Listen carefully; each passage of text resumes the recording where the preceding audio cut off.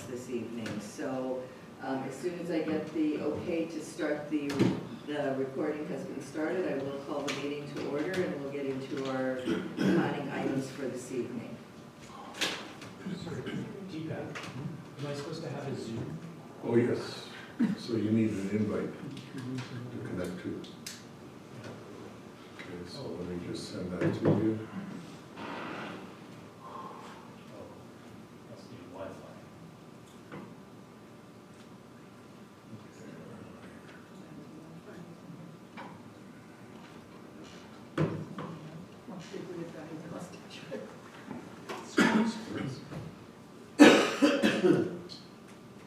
Which Wi-Fi do I connect to?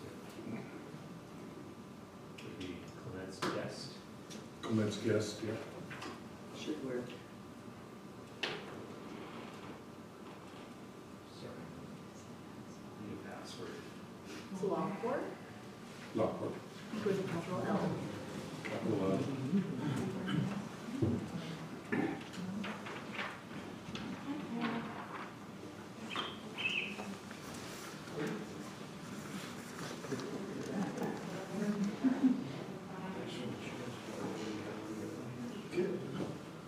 Did you get the invite? Just wait. You got a machine.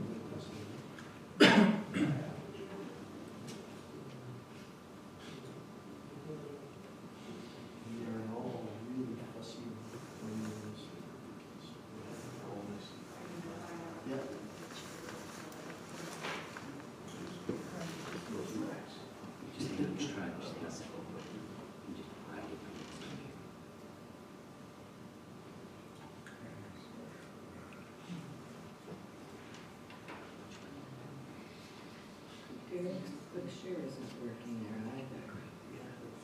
Derek hasn't logged in yet. That's Brian Johnson. Oh, okay. No, I'm looking at his little machine and it's still blinking. It's not. Well, he's not gonna need to use that, because once he goes on Oh, Zoom, okay. when you go on Zoom, Derek, just share your screen. Yeah, okay. So you won't need that Quick share. quick share. Not quite yet. You see, that's the best way. And it's done in 20 minutes.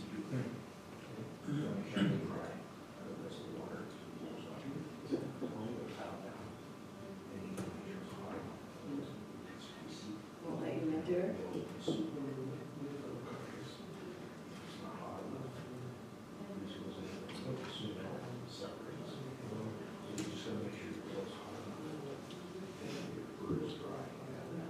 You did Oh, the side, I got it. get it dry out. Got it? Just don't mess it up.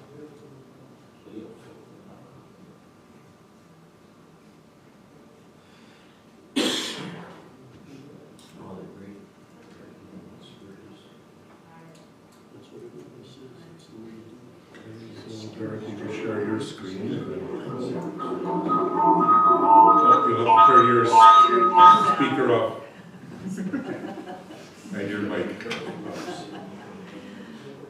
Okay, so now that we have our technical difficulties out of the way, I'm going to start the meeting this evening. And the first item is to enter into a public hearing regarding subdivision file S21-2907, 26010 Pioneer Road, and 73-125 Ashfield Road. So if I can have a resolution to enter the public hearing, please. Resolved that the regular meeting be adjourned and the public hearing be open for S21-2907. Can I have a mover, please? Councillor Spicer, Councillor Horbus seconds. Any further discussion? Hearing and seeing none, I'll call the question. All those in favor, opposed, and that is carried. Okay, so Derek, if you want to go through the planning report on this one, I think this is coming back to us since a couple of meetings ago. So if you want to just go through the report, please. Thank you, ma'am. Just going to share my screen.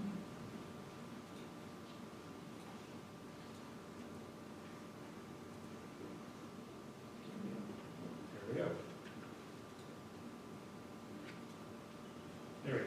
Okay, so this is application S21-2907, Pioneer and Ashfield Road, and the purpose is to subdivide the property into 7 new lots within the agriculture restricted zone. The lots will range in size from just over 4 acres to just under 27 acres in size, as well as the applicant's proposing a new road extending from Pioneer.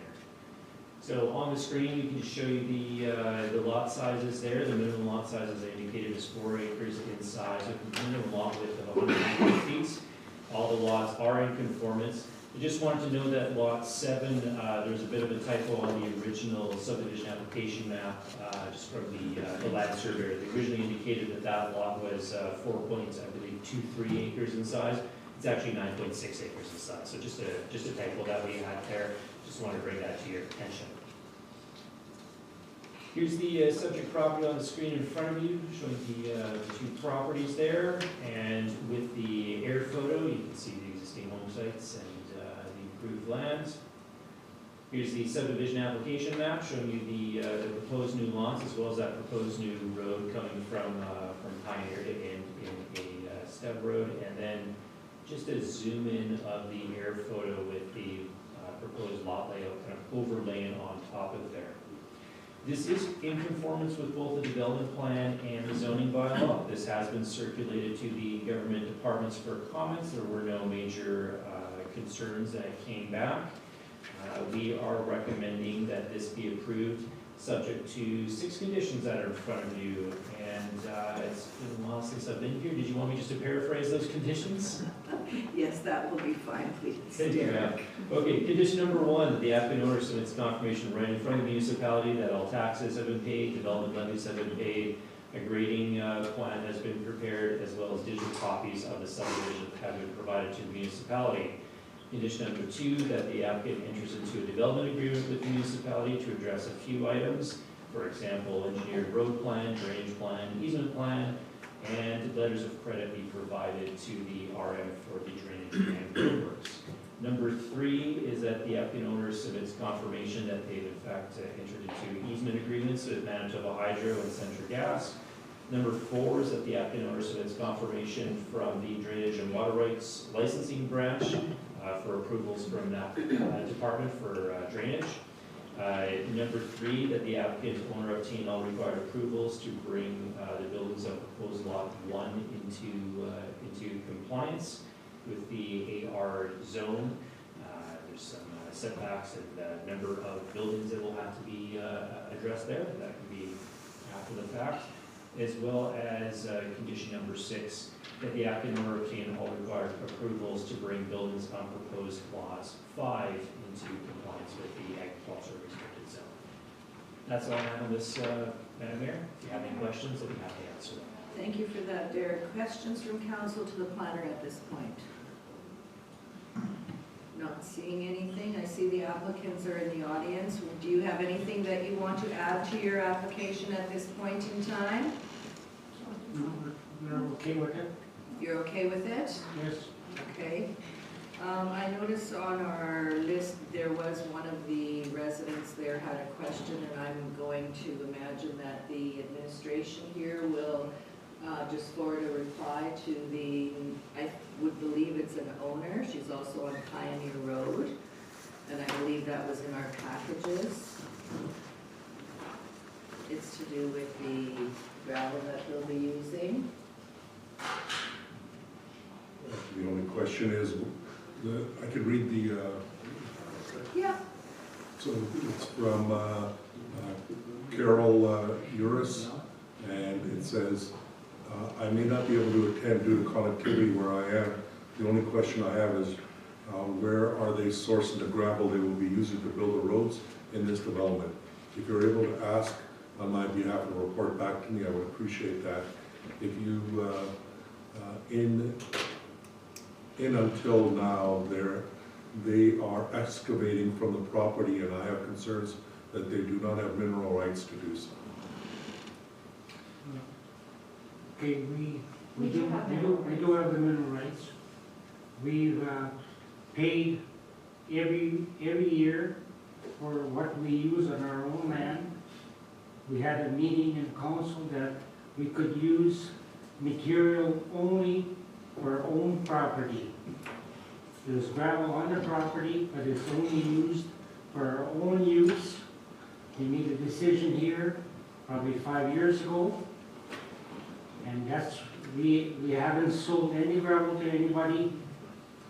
Everything's for our own purpose, and even for our own use, we have to pay, we have to estimate the amount of yards that were used, and we have to pay that amount to the mineral rights. I think it's in the Equal Farm, right? It isn't much of an amount, it's probably like maybe $250, something like that. But it's just for our own purpose. And we do have, I think even now, we have an outstanding that we paid a permit every year. But we haven't used very much of it because it's basically, we don't need anymore. But the material is there. So, as for the construction of the road, I'm not sure that's something we've totally 100%. Yeah. For the construction of the road, we don't know what's required. Like, can the material be used that's there? We have, what we have done, we have uncovered is all there. The mud's there, everything is there that can go back into place. The mud is not being sold. The material is used for our own use. And if it has to be backfilled, but can we use the material to build a road? I don't know. It's good material. Do we have to buy material to build a road? It's something that we'll have to, when it comes time, if that could be done, right? So it's not 100%, we don't have that plan firmly in place yet. We certainly, as a construction company, have access to purchasing products to make the road, right? And that's something that we do on a regular basis. And so it will really depend on what material is required in order to actually build the road to the, to the standards, right, of the municipality. And then we'll go from there. But as Dan has indicated, certainly anything that has any of the material that has been excavated out, right, is there to refill the area, right? Okay, I understand. So you have been given mineral rights from the province of Manitoba. You have a permit for that mineral rights, and you've continued to use that and the mineral rights, and then you have approval from the RM to be able to, from 5 years ago, that you could use the gravel within your own property. That's right. And as to the construction of the road, that'll be determined once the material, once you determine that material is suitable, because we have construction standards that you'll be made aware of. Correct. I know that. Yeah, that's correct. Go ahead, Councilor Boulanger. And that's where I was thinking or going with this is, yeah, it's wonderful to be able to use your own material on your property for building the road, but it's got to meet RM standards, which has clay contents and everything else, so you may not be able to use that material to build your road. Correct. Okay, anybody else have any questions or comments? Okay, I don't believe that there's anybody, yes, go ahead. You just, Yeah, go ahead. Madam Mayor, I just want to make sure that council is aware, because we did have this discussion multiple times with them. So Derek, if you could share your screen and just show the concept plan for council, because there was a lot of discussion on the concept plan. So I want to make sure council is aware of the concept plan that they will be looking at in the near future as they expect. Okay. Of course, just give me a moment here. So there you can see the subdivision layout overlaid on the air photo, and then here is the concepts. So, the cursor show up on there? Yep. It's kind of very slow. So the top half here is what's being proposed today, and then in the future, this roadway that's being proposed could potentially go south to allow for additional lots into the future. So that addresses for future road development as lands develop further south, that there'd be opportunities.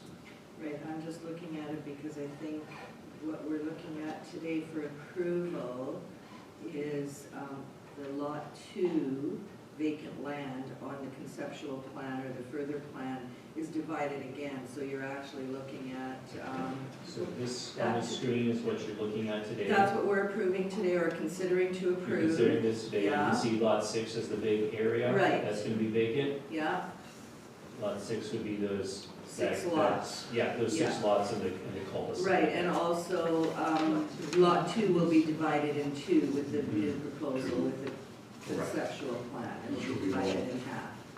And there'll be 4-acre lots, All meeting of the them will zoning be, requirements. yeah, all of them will be 4 acres. 1/3. Okay. All right, so is there anything else from members of council?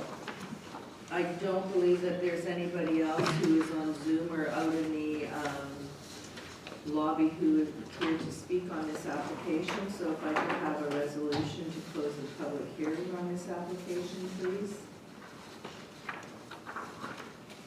Resolve the public hearing for S21-2907 be closed and the regular session of council be reconvened. Can I have a mover, please? Councilor Bazarowicz, Councilor Horvath seconds. Any discussion? Hearing and seeing none, I'll call the question. Those in favor, opposed, carried. If council is ready to deal with the subdivision, I will ask our CAO to please read the resolution for file number S21-2907. Regarding subdivision application S21-2907, proposal of Minsky to subdivide SP Lot 2 Plan 18894 WLTO and SP Lot 3 Plan 18894 WLTO. Resolved that council approve the said application subject to the following conditions. 1, applicant owner submits confirmation in writing from the municipality stating that taxes on the lands need to be subdivided for the current year and for any arrears that may have been paid. Development levies and administrative fees to be paid as per bylaw 14-2009. A grading plan be prepared to indicate positive drainage on the proposed properties to the satisfaction of the Arm of St. Clements and to ensure that the proposed property does not drain onto or impede drainage from neighboring properties. And D, a digital copy of the plan of subdivision be provided to the Arm of St. Clements. 2, applicant owner enters into a development agreement with the municipality that to address items including but not limited to, if required, an engineered road plan, drainage plan, and easement plan, and B, a letter of credit to be provided to the Arm of St. Clements for drainage works and road construction. 3, applicant owner submits when written confirmation from Manitoba Hydro and Centergrass Manitoba Inc. that any easement agreements have been entered into with the Manitoba Hydro and Centergrass Manitoba Inc. with respect to exiting and future facilities associated with the subdivision of plan of easement as required by the Real Property Act has been provided. Registration of this agreement will be included as a condition of the final certificate of approval. 4, applicant owner submits confirmation for the Drainage and Water Rights Licensing Branch, Manitoba Conservation and Climate, that the applicant has satisfied all requirements from that agency, which may include the approval of an engineered drainage plan. 5, applicant owner obtain all required approvals to bring building on proposed lot 1 into compliance to the agriculture restricted zone within the Arm of St. Clement zoning bylaw 5 of 2002. And finally, 6, applicant owner obtain all required approvals to bring buildings on proposed lot 5 into compliance to the agriculture restricted zone within the Arm of St. Clement zoning bylaw 5 of 2002. Can I have a mover, please? Councilor Spicer is moving it, Councilor Horvath is seconding it. Any further discussion or questions on this application? Hearing and seeing none, I will call the question. All those in favor? Opposed? And that is carried. Okay, the next application we have is file number S2129, and I guess we will have to wait. It is scheduled for 6:30, and it is about 20 after 6, so I do have some people on my list that do want to attend via Zoom, so we will have to wait until 6:30 until we start the second hearing. So your application has been approved, and you can contact Red River Planning for any details after this now. So you're done if you want to leave. Thank you very much. To thank council, we really appreciate it that you've all worked with us together, and you've we've always said there's a future coming up, like, we just can't think for today, we think of, what's gonna be, coming up. You always, you work with us all together, so appreciate it. We're grateful. Thank you. You're very welcome.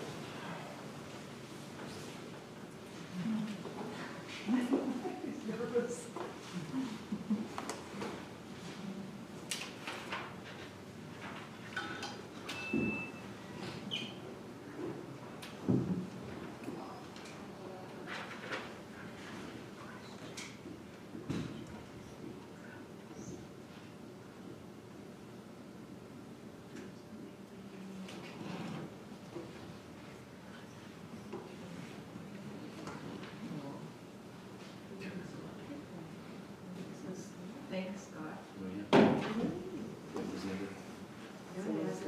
Honestly, it's not like that. Probably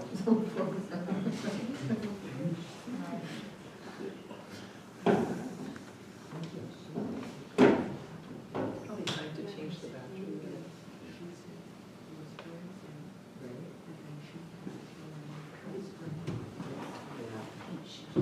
Well, no, by the meeting.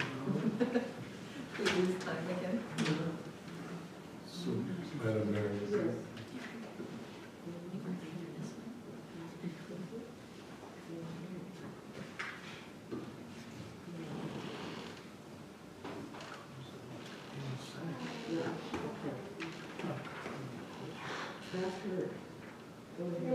so Madam Mayor, we do have about 8 minutes, so if you like, we could, things that are not required of public hearing, the general planning matters, it's just a resolution to, so that we could probably pass that now, so. Yeah, Okay, so. that would work. So this is for an application that was approved, application S 20 of 20, subdivision S 20 of 2887. And what it was that item 6 that was in there required for us to get into a development agreement with the property owner. But in this case, it did not say if needed. Because of that, we need to come back to council to remove that requirement because the development agreement is not necessary in this case.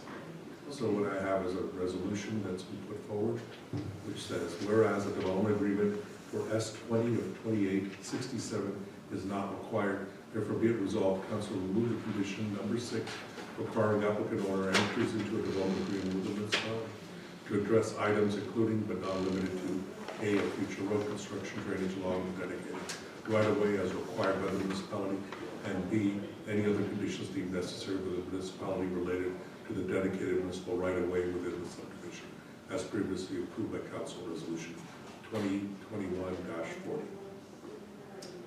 Okay, can I have a mover, please? Councilor Bezarowicz, second, please. Councilor Corbis, any further discussion? Hearing and seeing none, I'll call the question. I'll call. Go ahead, sir. Go ahead. No. Councilor Horbis seemed like he wanted to ask a question. Oh, just, was there a reason? That the development agreement was needed if the road was needed, and the road's not needed. Are they putting no building on or anything? They're constructed, they just don't need to put a road in there. Oh. Okay, have a mover, have a seconder. Call the question. All those in favor? Opposed? And that is carried.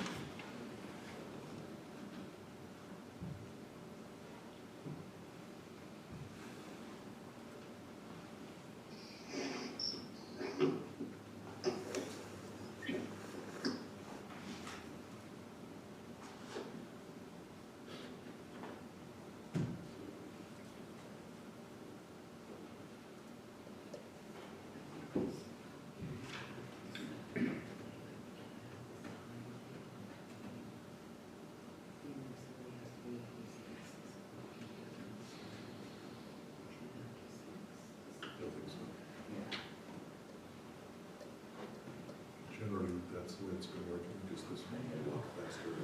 It hasn't passed.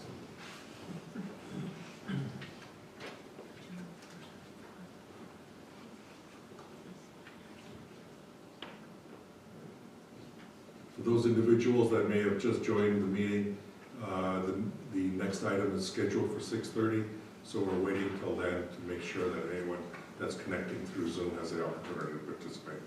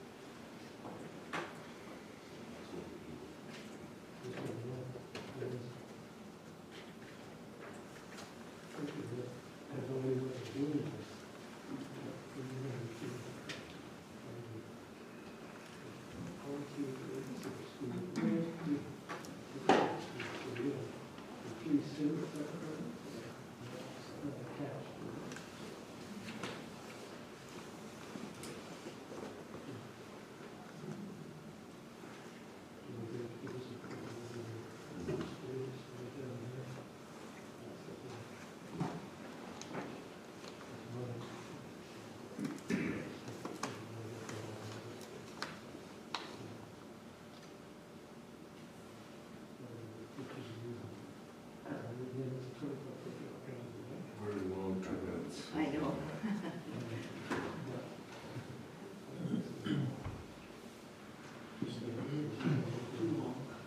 And I think since we have multiple, I think you're all coming to speak on the same item.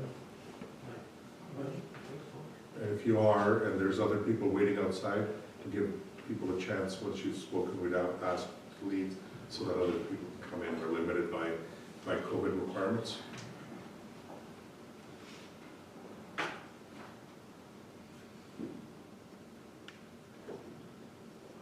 One minute left. The only thing I'm sort of for is that I'm waiting for this property, I want to know what they're doing with this property. What they're going to do. Once the public hearing starts, we'll be able to answer questions. Okay. That's what I'm going to, the questions for, I don't know what they're going to do. Yeah, you can come for information, you can come for opposition and so forth. We'll address those when we start the public hearing process. Okay.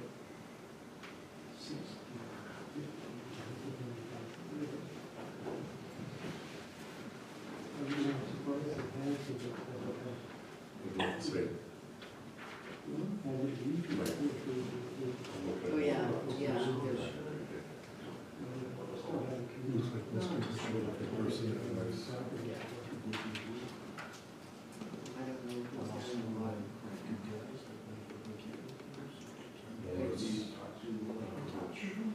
I think he's regarding this. Yes, he was for information.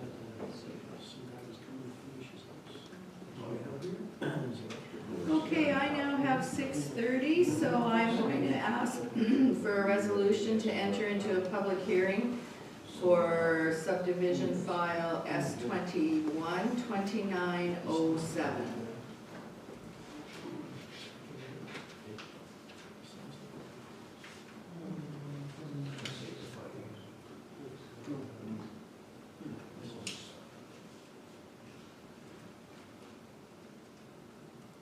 Sorry, wrong one. I think I'd be ready by now.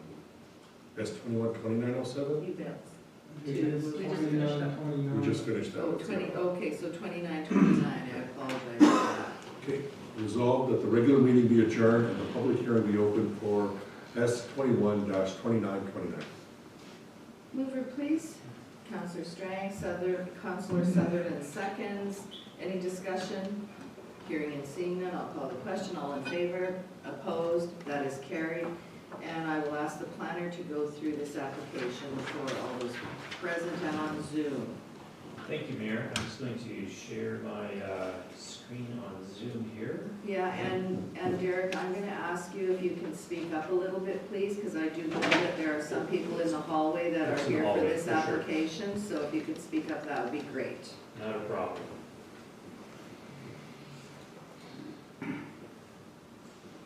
Here we go. So as noted, this is subdivision application S212929. It's for property located along James Boulevard. And the applicant is proposing to split the property into 3 lots, all within the seasonal residential zone, so this would be for residential uses. The minimum lot size requirement in the seasonal residential zone is 15,000 square feet if you're going to be using your own on-site wastewater management holding tanks, as well as 100 feet in width. All the properties meet the width, but the properties do not meet the lot size at a proposed 13,993.08 square feet. This has been circulated, here's the location of the property outlined in black, just on the map in front of you. You can see just along James Boulevard and at the bend going to Ivy Lane. And then the air photo is showing you the subject property, a nicely treed property. And the subdivision application map as drawn by the land surveyor, showing the existing dwellings as well as the proposed new lots. And then once again, the air photo just with the lots sort of superimposed over top of it. This has been circulated to the government agencies. There haven't been any major concerns that have come back. As noted in previous applications to this council, Heritage Resource Branch has come and has asked for a condition for an archaeological or heritage assessment work on the property. Other than that, there were no major concerns. As indicated in the report, the planning district has noted that this does adhere to the development plan, but not the zoning bylaw, which is one of the criteria for approval, and is suggesting that this could be rejected as it doesn't meet the zoning bylaw size. The planning district has also noted that council could approve this as proposed, or they could approve this subject to only 2 lots being proposed, and that would meet the minimum lot size requirements.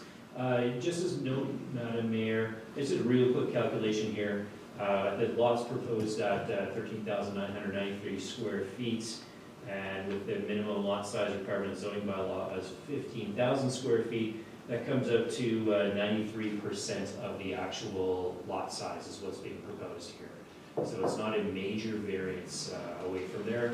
It's within the 10%, which sometimes councils give planning authorities to sign off on those things. So, should council wish to approve this, we would recommend 7 conditions in front of you, and I'll just paraphrase them quickly. Number 1, that the applicant submits confirmation from the municipality indicating that all taxes, development fees have been paid, that a digital copy of the plan has been provided to the municipality, and that a grading plan has been prepared to indicate positive drainage on the proposed properties. Number 2, that the applicant owner enters into a development agreement if required to address an engineered drainage plan and easement plan, as well as letters of credit for drainage works. Number 3, that the applicant has entered into easement agreements with Manitoba Hydro. Number 4, that the applicant owner submits written confirmation of all required approvals for Manitoba Sport, Culture, and Heritage. This is the Historical Resource Branch related condition. Number 5, that the applicant owner submits written confirmation and approval for Manitoba Conservation and Climates, that the subdivision application map meets the minimum setback requirements for the existing septic tank. Number 6, that the applicant owner obtains all required variances, and that would be for lot size if you approve this as is proposed. Number 7, that the acting owners is to revise the subdivision application map to address proposed boundary realignment between lots 2 and 3 in order to meet the Manitoba Conservation Climate's requirements. I'm just going to go back to the drawing here, the survey, if you can squint your eyes a little bit to see the buildings there. There's a septic tank that's located close to that new proposed property line, and this is where Manitoba Conservation has come back and said that property line might need to be moved just a little bit to meet their setback requirements for tanks being too close to a property line. Sorry, that was the last condition. If you have any questions, you have to answer them. Thank you for that, Derek. Questions to the planner from members of council? Okay, I'm not seeing any. Is the applicant in the audience this evening? Yeah. Okay, so do you have anything that you want to add at this point in time to your application? Yes, I would like. Okay, you can come up to the podium here and it will be easier for council to hear you. And you can actually, if you're there, you can take your mask off if you so wish. Sure. First of all, good evening to everybody. I'm really excited to become a member of a community of St. Clements. And what I'm proposing here is for my family, I would like to build 3 cottages where we can spend our time and like the family grows. Looking to start my own fairly soon. And that's why I would like to have 3 lots. On this subdivision application map here, it's been already revised to move the property line on the proposed lot, which is with the septic tank, as you heard before, to move it over. However, it's still, I'm trying to figure it out because the lot's been neglected for quite a few years, and it's a beautiful area there, and it hurt me to see it in this condition. So probably I'll be hiring the engineer. It's been scheduled for early January to go see if this building even worth the saving or whether to put the newer one in. In this case, the septic tank will probably go. Just also would like to mention that in this area, right about 31 properties on the Neil Boulevard, Lawrence Boulevard, John Boulevard is way smaller than proposed lots in the current subdivision map. That'll be all. Yeah, thank you. Thank you for that. We may have some other questions, but if we have anything, we'll just ask you and you can just answer them from your seat. I know that there are a few people here that want to speak on this application, so we will start.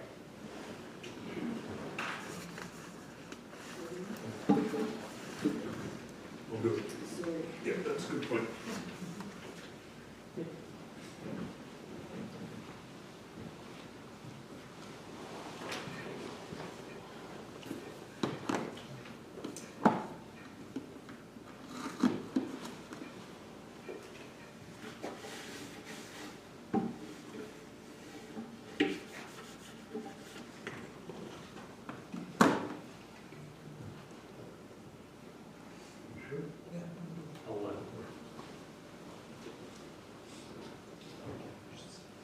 Okay, I think what I'm going to do for this particular application is I'm going to ask those that are in here in person to speak first, so that if there is someone out in the hallway that wants to make a presentation, you can kind of just switch places.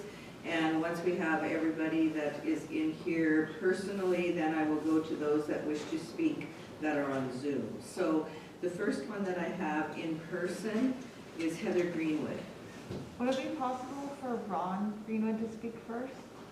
Sure. Okay. Oh, Madam. Throw me under the bus. Yeah.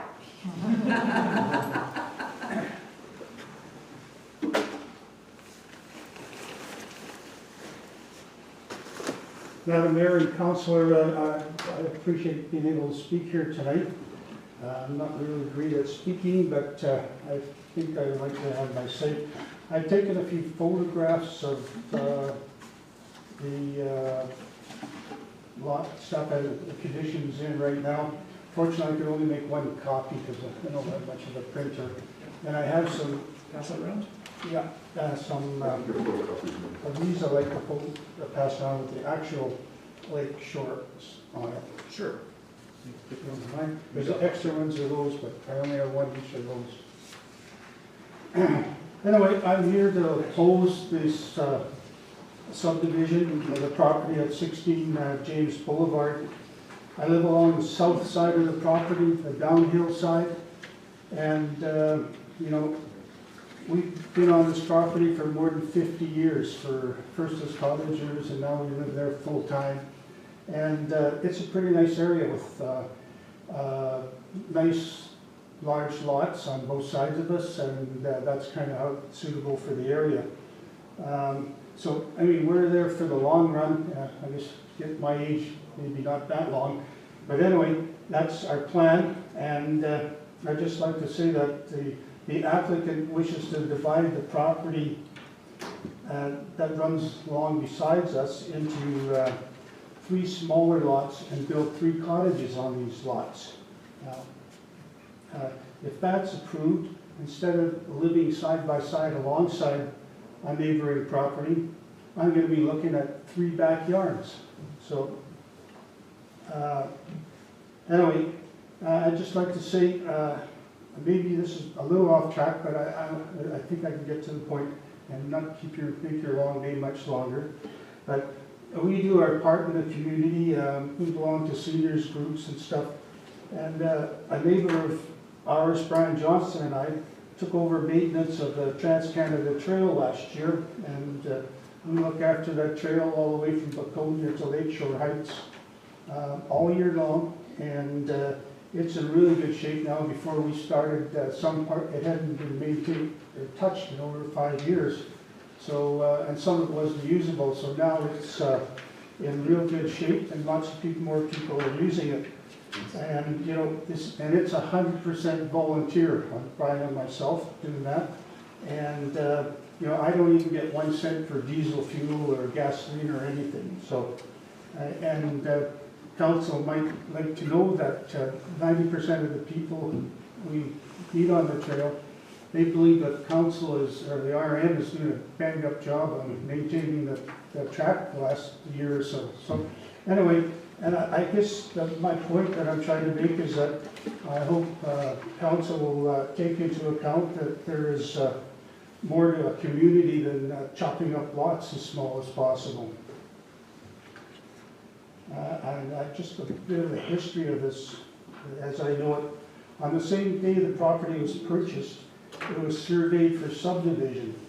Even the mortgage has a note on it that is to be subdivided. Now, that was just 12 weeks ago. So things are moving along pretty fast. So I believe the purpose of the subdivision is to make the applicant as much money as fast as possible with no regard for the neighborhood or the neighbors. Now, I mean, somebody can say what they want about something in the future, but what you say about things in the future really doesn't mean anything. Anyway, like I said before, I live on the downhill side of this lot there, and you know, the planning diagram really doesn't give you a true picture of the lot. There's no elevations at all indicated on this lot, and so that doesn't really show you what it's like. Adjacent to my house, the north side of this most easterly proposed lot would be approximately 10 feet higher than the south side, and I'm on the south side, the downhill side.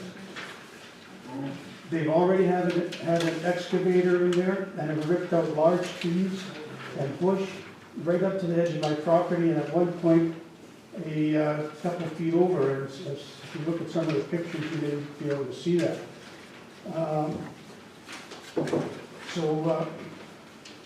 Now that we don't have a buffer zone of trees or bush, we have a right now drainage issue, because any rainstorm at all, and the water will just run off directly onto my property and eventually impact the erosion at the lake shore. And I noticed on the application from the applicant there was a box for a number of things pertaining to drainage. I think there's engineered drains or ditches or whatever. Well, he ticked off the box that says natural. Well, I guess it's natural, water runs downhill right onto my property. That's how it is. And anyway, I passed around a few drawings of the plan site there, and I call it, excuse me, can I get a drink of water?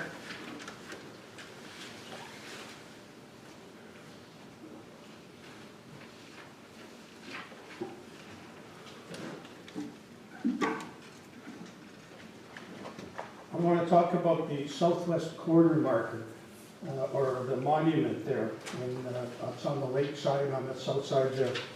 Like the applicant portrays a significant public reserve in front of the lakeshore lot. This is very deceptive, because the original plan for all those lots in James Boulevard and north of there was drawn up in 1948. And so there was quite a public reserve in front of there in 1948. But as you all know, Lake Winnipeg has eroded just about all of it now. In fact, the southwest corner marker is 24 inches from dropping over the bank. It's 24 inches from the edge of a 30-foot high, almost vertical bank, as you can see in the pictures, how much slippage there is. And it's going to slide real shortly, so that lot's going to get a lot smaller pretty quick. And you know, since I've been there 50 years, I've seen these banks slide before, and usually when the bank caves in, 10 to 20 feet of land goes down with it. And so soon that lot will get a lot smaller. And the aerial pictures, which I don't have here, but you have it, I think, in the application, they're not really accurate either. I mean, they look from straight down, and I don't know when they were taken. But a lot of that vegetation it shows is not at the top of the bank. It's slid down along the shore. So it's not part of the level ground where the property is. It's down the bank. A lot of it is. So that's not, and the diagram there, with that, I've redrawn kind of where the shore is right now. And it comes almost straight up, well, with 24 inches of that southwest marker. And south of there, all the markers have slid into the river. The ones in front of my place are sort of down the bank, so they're somewhere between the top of the bank and the high water mark down there. And north of there, it's even worse. North of this property is even worse. So that's going to be a real problem. And like I say, I don't even know how you build on a lot like that close to the lake when there's so much, everything's collapsing here. So anyway, I'll get on to lot size, which is a problem. Like these proposed lots do not meet the minimum size required in the RM of St. Clements. And minimum size lots were established for a reason. This is cottage country, not high density housing. The applicant notes that the lots north of him are smaller. Well, they are smaller, but as I said before, that plan was drawn up in 1948. And they're not smaller, but they're just marginally smaller.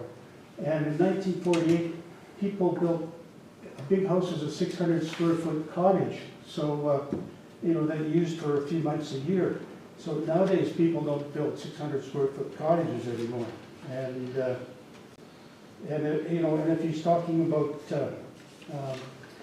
lakeshore properties north of him, well, they were definitely much larger than the lots he's proposing. But they've had severe erosion, and some of them lost 40, 50 feet of property that slid down to the lake. So, you know, that's a problem there. So I'll get on to assessment, tax income. We all know that municipalities are short on money, and they want to broaden the tax base there. And I don't know if there's anything to be made in this, like, a large prime lot on the lake, I'm sure would be assessed at much higher value than 3 small, less desirable lots. And any structure built on a large lot would likely be high value, thus more taxes. Now, if this subdivision was approved, it would substantially devalue my property, looking at these lots from behind there, and as well as other properties in the area, and thus less taxes. So, anyway, I'll get on, everybody will be happy to hear that I'm kind of winding these things up here a little bit, but you know, right now I live side by side with a nicely treated large cottage country lot, which conforms to other lots in the area. If this subdivision is approved, I will be looking at 3 backyards. I don't think this is fair or reasonable. And I would respectfully like to remind the mayor and the council that the Red River Planning District recommends not to approve this subdivision. Not to approve this subdivision. And in closing, I'd just like to read a quote from a RM of St. Clement's publication regarding a previous subdivision. And here's the quote. The RM of St. Clement's is focused on delivering a broader benefit to the wider community. I really like that. The RM of St. Clement's is focused on delivering a broader benefit to the wider community. I'm hoping that this is still a case. Thank you very much for the time. Thank you for your presentation. Go ahead, Councillor Spicer. Just a moment, Mr. Greenwood. I think there may be a question for you. Just one quick one, just for clarification, you're at 130 William Road. That's correct, yeah. Thank you. Okay, go ahead, Councillor Boulanger. Councillor Spicer asked the same question I had. I did not hear the response from the applicant. 130. Thank you. 130, Okay, yeah. I got it. Good. Okay, any other questions for the presenter from council? No, I think you're okay now. Thank you. Heather, did you want to add anything? No, I think you covered it, thank you. Okay. So if you don't mind just moving out to the hallway so someone else can come in, please. And Colo Birick, are you in the audience here?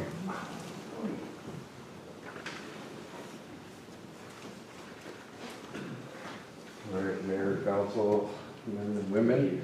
Yeah, I live on William Road 118, and so I'm a carpenter myself. I do concrete finish frame. I build houses in St. Clement's, and I moved out to that area.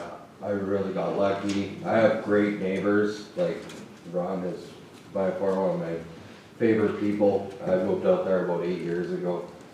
And it's quiet, it's nice. I invested in myself for buying a lot, a big lot, a nice lakefront lot that I'm taking care of. I took it, it was a hoarder cabin before, I built it up, better, nice. And what I see here is what I see at work, and it's subdivision. And it doesn't, to me, it doesn't match our whole road. If you look down all of William Road, they're all big lots, nice places, and my concern is if they subdivide this, can anyone do this down my road now? Or our road? That our nice lakefront properties will be chopped up and just start crowding in like, you know, like Ron said it best, right? And I really, you know, if he does want to bring his family here, whether or not, then yeah, does he? Or are you just subdividing it and then see you later, right? Whether that's true or not, I don't really want to know. I don't think it's right for our community. I don't think it fits. And like I had a couple other questions to write down. I'm just gonna go into my notes here.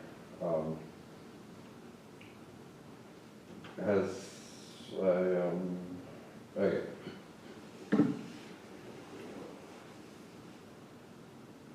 So wouldn't it be more cost effective just to build one big house and have your family come down? You wouldn't have to put 3 fields in, or 3 tanks, apply for 3 separate permits. The one closest to the lake, I know from experience, you're not gonna get variances that close to the lake. Your setback has to be way too far and you are too close to your next property line to build. I deal with Red River planning all the time. I know this as a carpenter, contractor. Above you is quite high, and the drainage is a huge factor, and now we're looking at our lakefront again. It's not only we get flash floods that can, like, I know in my yard, I prepared my yard for such a thing. Because it's not only the lake that will erode it, it's our flash floods, because up towards 59, all that water will come from 59 all the way down. And we do get flash flood warnings. This is because we had a dry year the last 2 years, doesn't mean it doesn't happen. If you talk to an engineer, who's the engineer for the water, and that should be on, you know, knowledge for us to know who's the engineer that's gonna help you do all these things. If you need to rebuild your shoreline, it is gonna cost you a lot of money. And that yet again, one lot is more ideal. I think if there were even 2, would be all right, but 3's pushing it, and that's where it becomes subdivision. I am skeptical that your extended family is going to stay there. Most families don't subdivide their property they buy, and I think you're going to sell the lots individually to flip it, and that's taking away from our quiet neighborhood, and I don't like that. If you are genuine and bringing your family there, we would welcome you for sure, but not subdividing these lots up. It doesn't seem right. It doesn't sit well with me, and it doesn't sit well with any of the neighbors we've talked to. We're all very close. We know each other very well. Other than that, that's all I have, so thank you. Cabin or house on it at one time that I'm assuming back in the 70s and 80s was probably habited, but it was, again, it was the same size lot as all of the other lots on William, which were long and narrow, single family residence on that lot. Now with this proposed subdivision of 3 small lots going in there,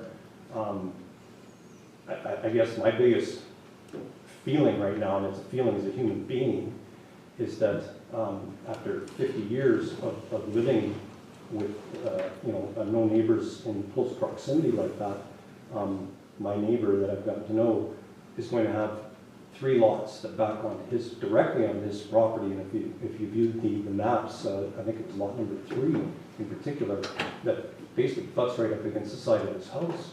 My concern would be who's going to be moving into these places. Are they going to be seasonal? Are they going to be year-round?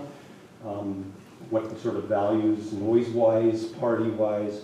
Are they going to be rentals? Are they going to be rented out? Are they going to be seasonal? Again, all those questions come to mind.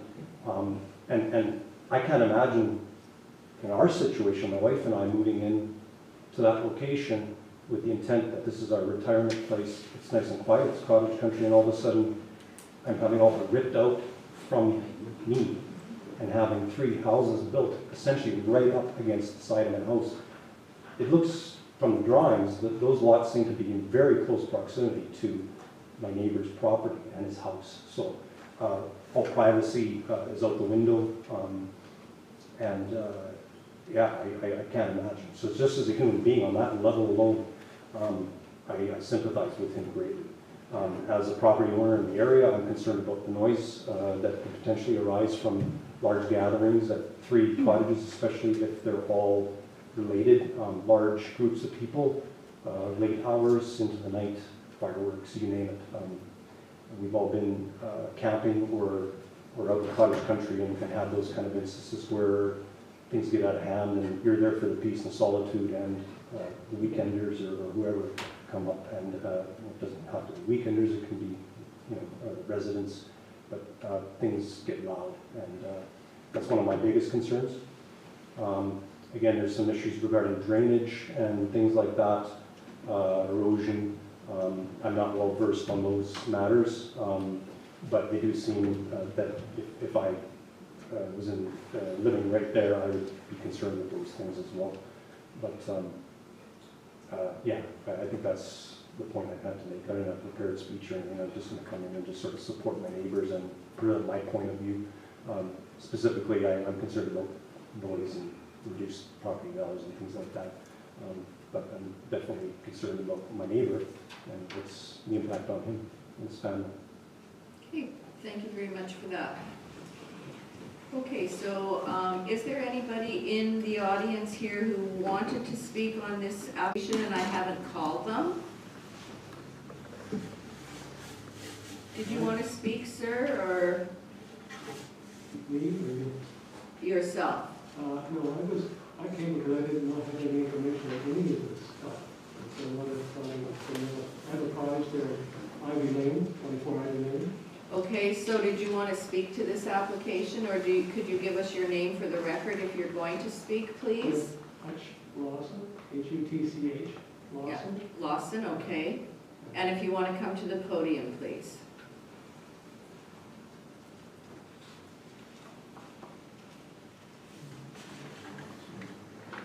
My wife and I bought our cottage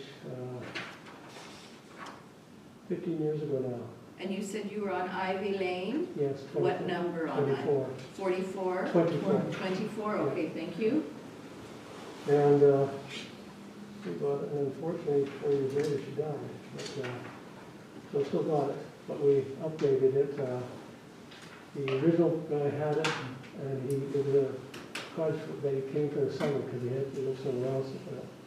And he and his wife decided to move into there, and he made some additions and stuff like that. He had last ones because he had his kids and they come in the summertime, but they decided to live there year round. And so, you know that he's heard of dual pane, so he decided, well, I guess I'm going to put our bit, so need another sheet of glass on it. It was all single wasn't done very well.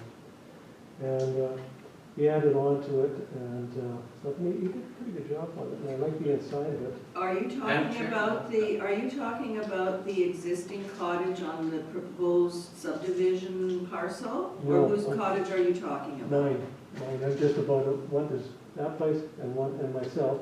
My thing is that if we want to put something in, I don't think you should have 3 small ones. And yes, there are small ones, but I don't think you should be continuing with that. That's where I don't want to see too many, getting too many bodies there and stuff. And my property is quite large from the roadway and down to the side. And I guess about 8 years ago, I saw 4 feet of it just drop, about 4 feet, and it's still that height now. So, and we're 25 feet above the beach, and we've got a ladder that would go down. But I would hate to see that it just go up and be like, oh, it's all cheap little things they throw it up, and they don't even put anything in the ground to keep it going or whatever. I'm concerned about 3 is just too many, and you get too many small pieces. I'd just like to not have anybody there. But the reality is that somebody's going to go in there, but I think I'd like to see them have a little bit better quality of cottage than something just a small thing that's stuck in there. Okay, thank you for that. Okay, I'm now going to move to the people that are on Zoom, unless there is somebody out in the hallway that wishes to speak on this. No, we're good? Okay, so the first name that I have of a person who wanted to attend via Zoom was Paul Sherwood. Paul, are you with us this evening?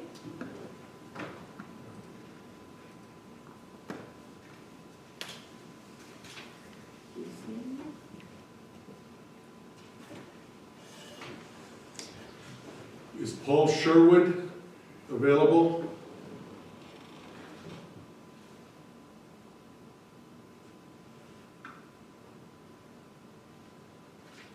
Okay, the next name that I have is Kenneth McKay. Are you there on Zoom?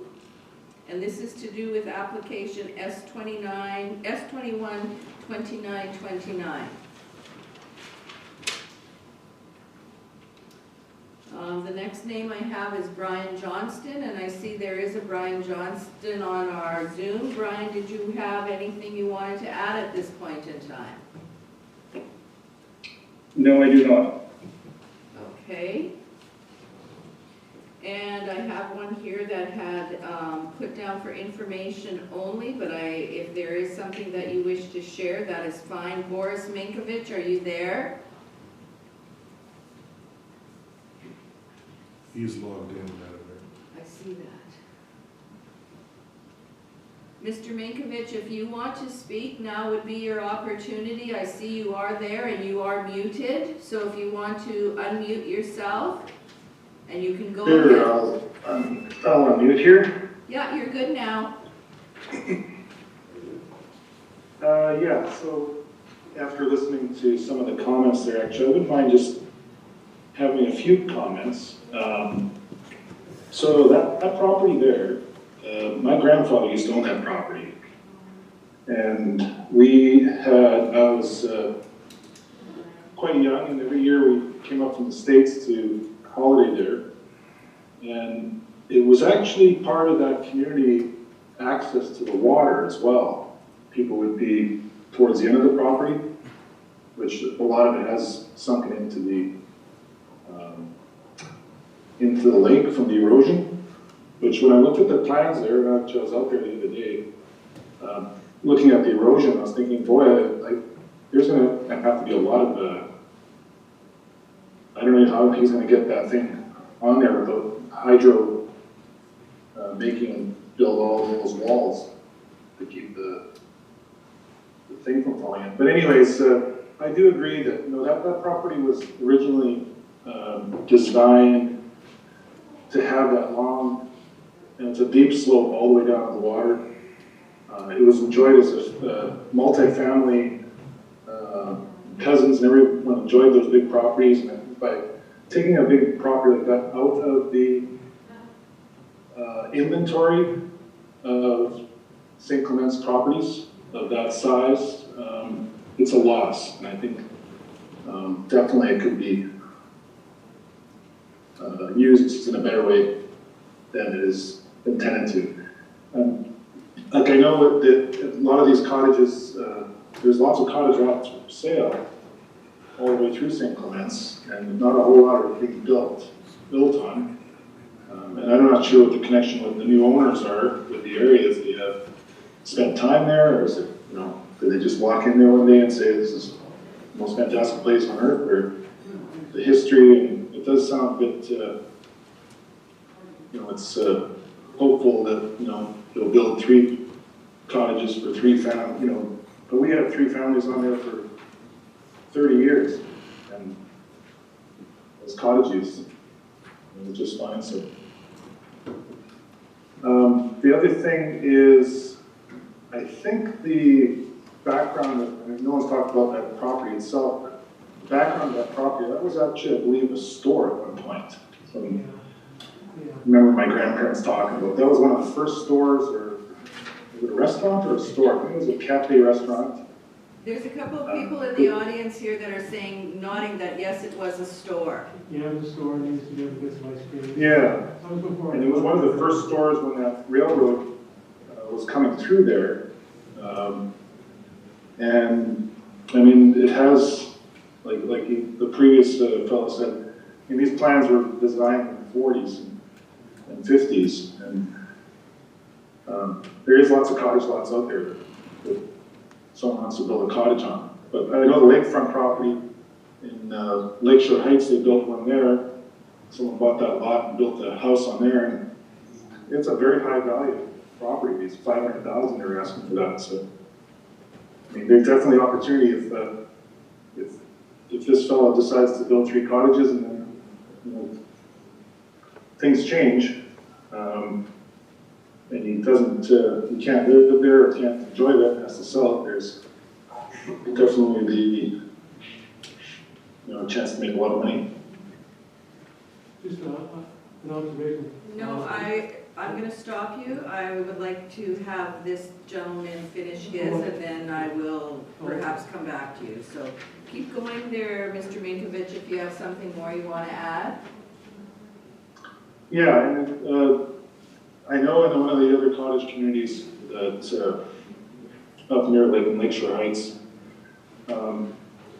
sometimes these builders do come in, these guys, I'm not sure the background of this fellow here that's building on there, but a lot of times, you know, they own construction companies, or they have, you know, development companies or builders, and that's something that should be disclosed to the RM, that would get more light on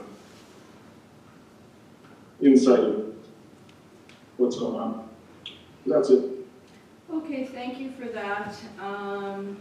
It was a beautiful property today, and it was like a golf course. And we had one of my cousins actually set up a golf hole at the bottom and used to tee off from the top. There's a bit of drop in elevation. So there's quite a bit of historical value to that property as well. Okay, thank you for that little tidbit. Thanks a lot. I hadn't heard that before. So the gentleman at the back, did you have one other comment you wanted to make? And it was about the water or the land washing away. Boulder Bay, you know where it got its name from? All those boulders were there. They weren't put there. They weren't there naturally. They were brought in the 1960s to try and have the water. Well, there's lots of places where the shoreline has been shored up because of erosion, so. Apparently some of these have at the bottom a road across the back. Yeah. Okay, is there anybody in the audience on this application who hasn't had the opportunity to speak yet? And that is on subdivision file S21-2929. Yeah. And I'm going to ask, is there anybody on Zoom who hasn't had the opportunity to speak on the application that I just mentioned, who wanted to speak on it? I think Brian Johnson, you were one, and you said you didn't want to speak on it now? That is correct. Thank you. Okay, so at this time, I'm going to ask the applicant if he has anything that he would like to say after he has heard all these different things from the neighbors and people in the vicinity. If you have something that you wanted to say at this point in time. Sure. Yeah. I don't remember everything that I'd like to address, but I guess, yeah, I can summarize some of it. Okay.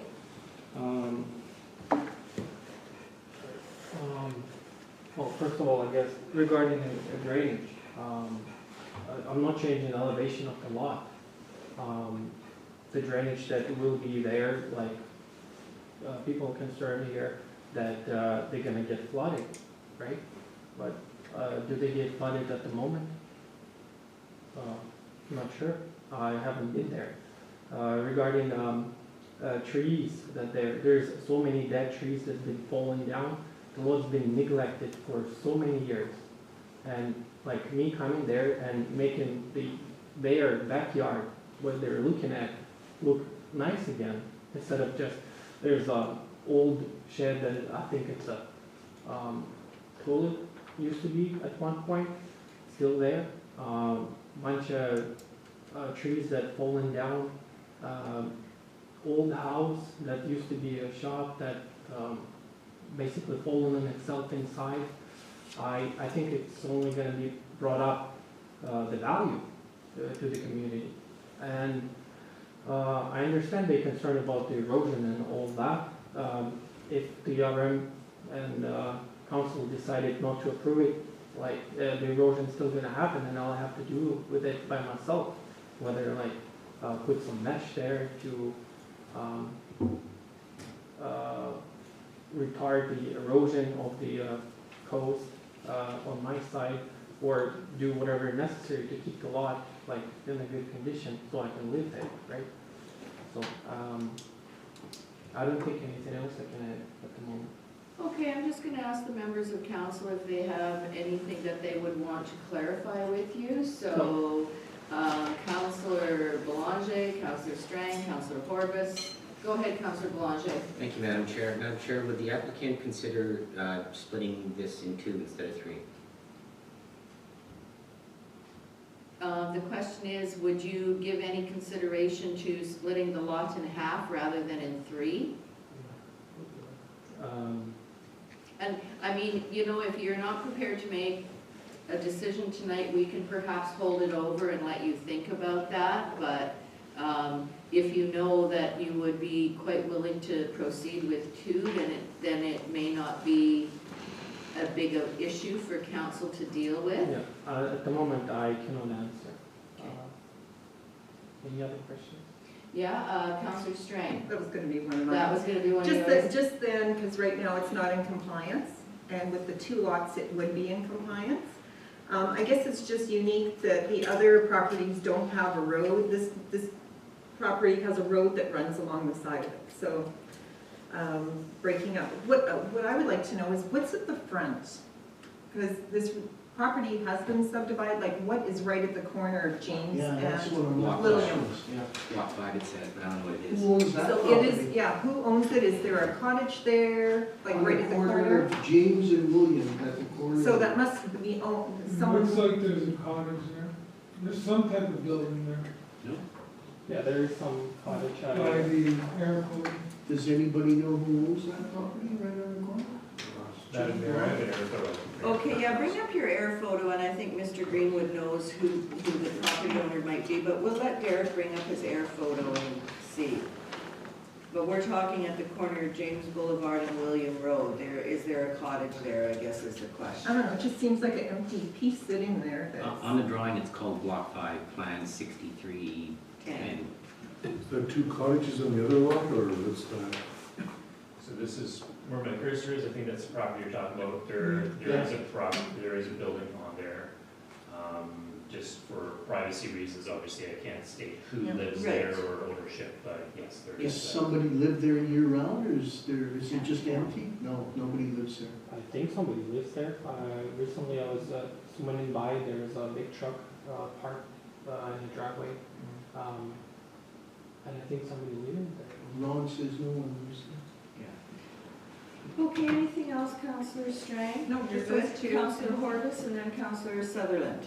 Yeah, I don't know, I live in this area and I see this erosion on the lakefront here. And it's because of the elevation drops from the road down to the lake 100 and some feet.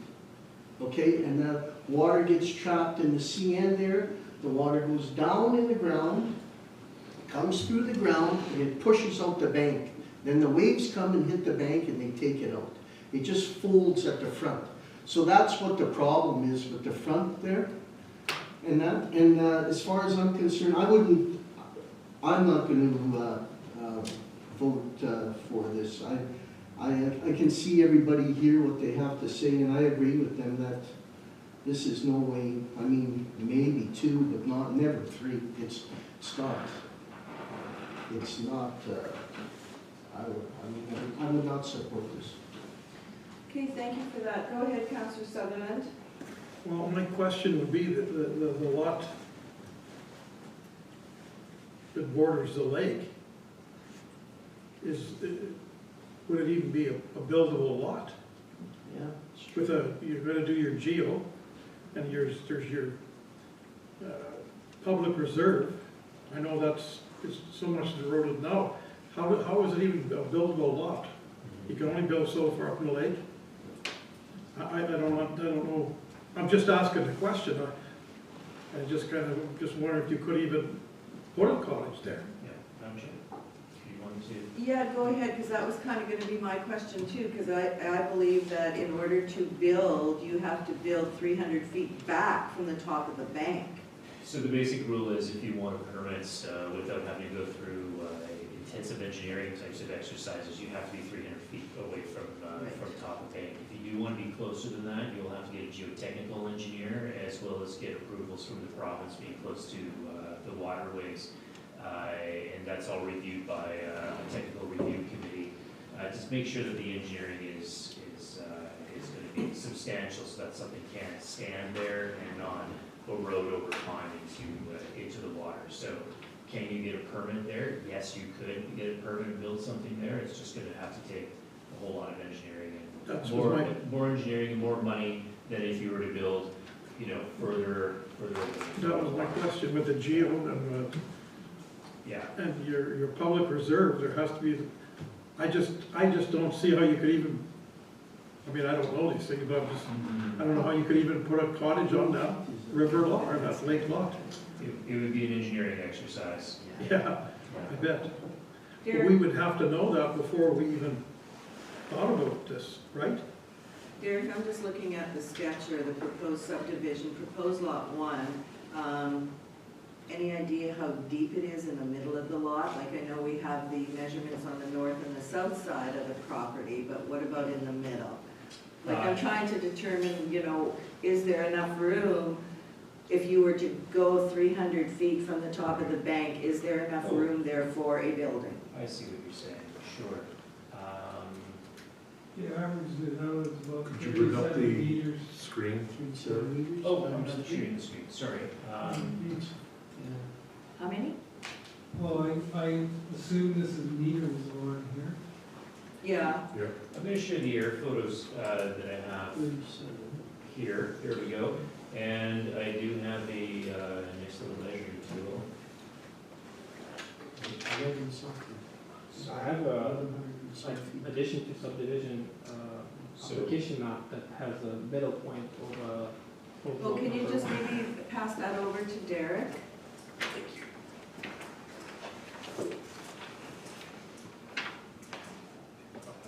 So I think, Madam Mayor, what you're asking for is from top of bank backwards, or inland, how far would that be? I'm gonna guess where my cursor is around top of bank here, into the public reserve, so if I just measure back.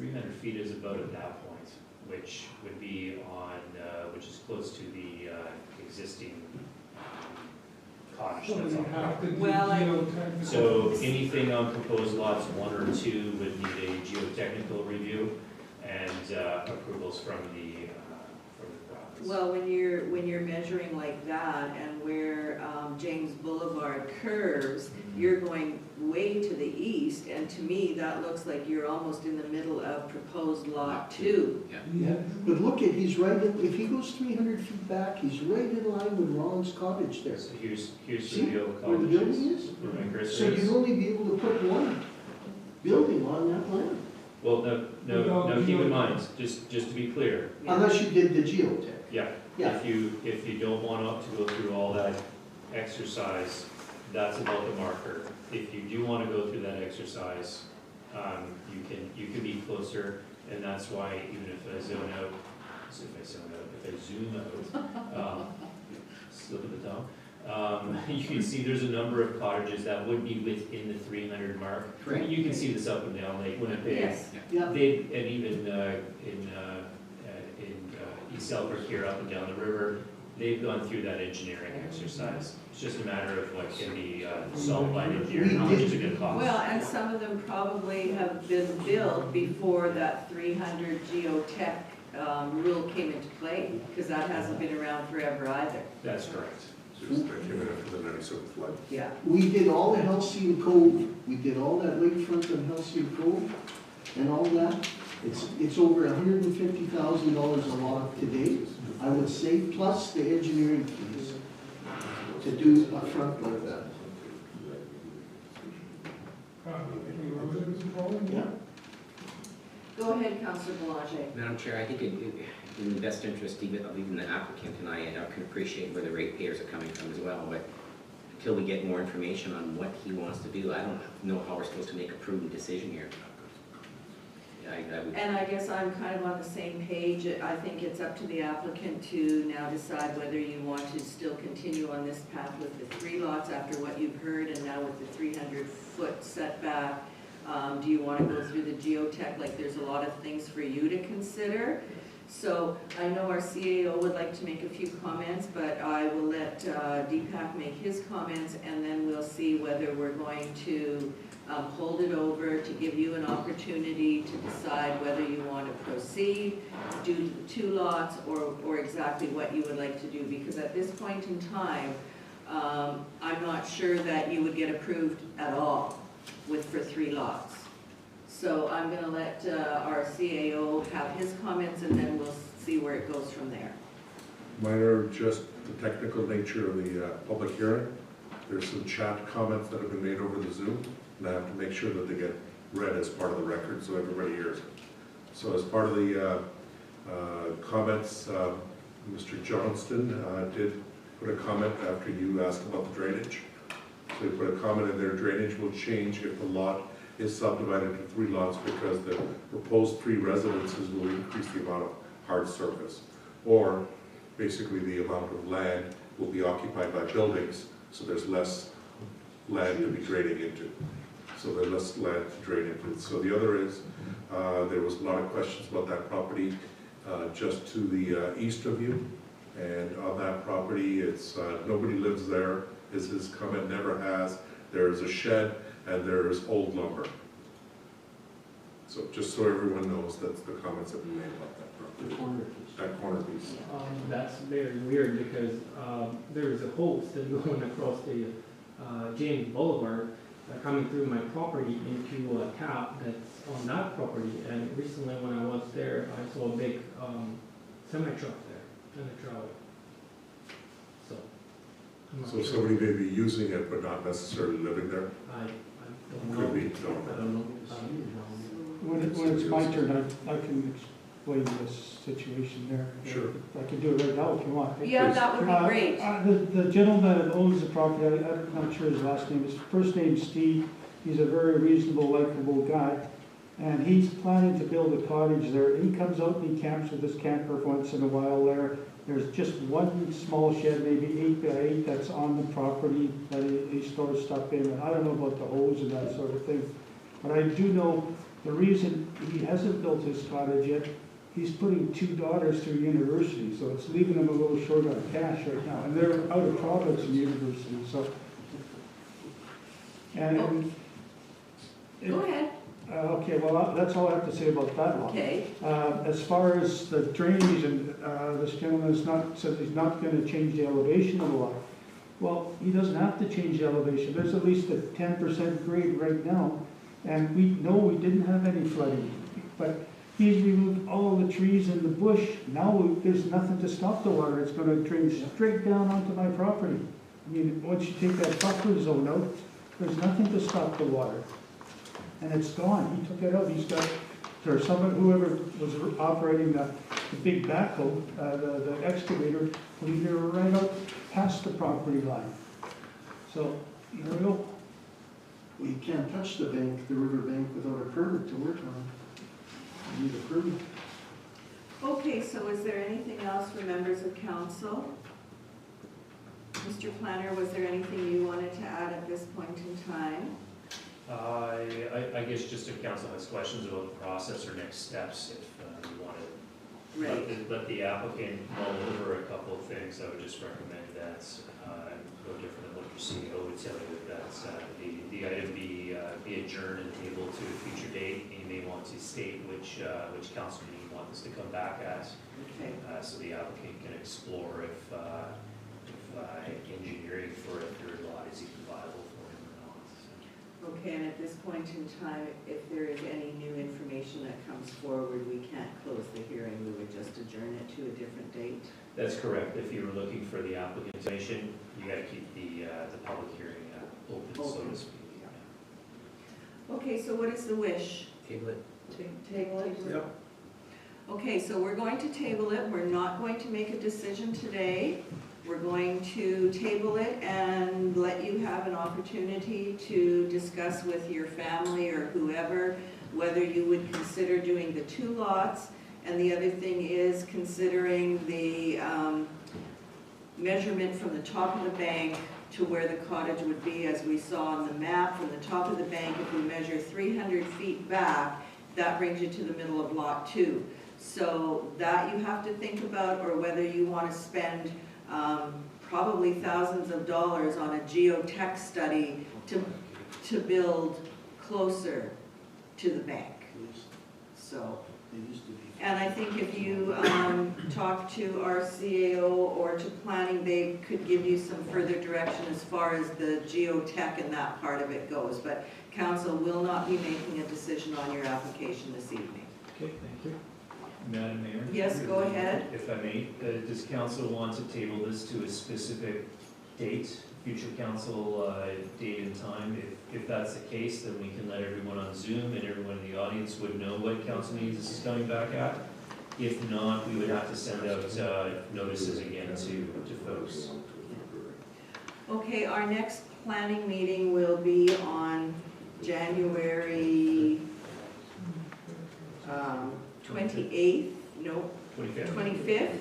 So do you want it adjourned to that time, or do you want to move it into February, which would be the 22nd? January sounds good. Yeah. January 25th, okay. Go ahead, Councillor Bazarowicz. For the planner, does this have to be re-advertised, like, is that enough time, or? No, so because we're stating, and I'll say it loudly and clearly so those on Zoom and in the audience up here can hear, this council will be reviewing this again on Tuesday, January the 25th at your regular council time. I'm guessing starting at 6 o'clock, but have a look at the agenda because we're stating that right here and now. We will not be sending out new notices to people. Sound good? And did everybody on Zoom catch that, just to make sure that everybody heard that we have not made a decision? We are holding this over till January the 25th. Maybe I'll just, I'll type that into Zoom so people can see. Okay. Would that be good? Yeah. To adjourn?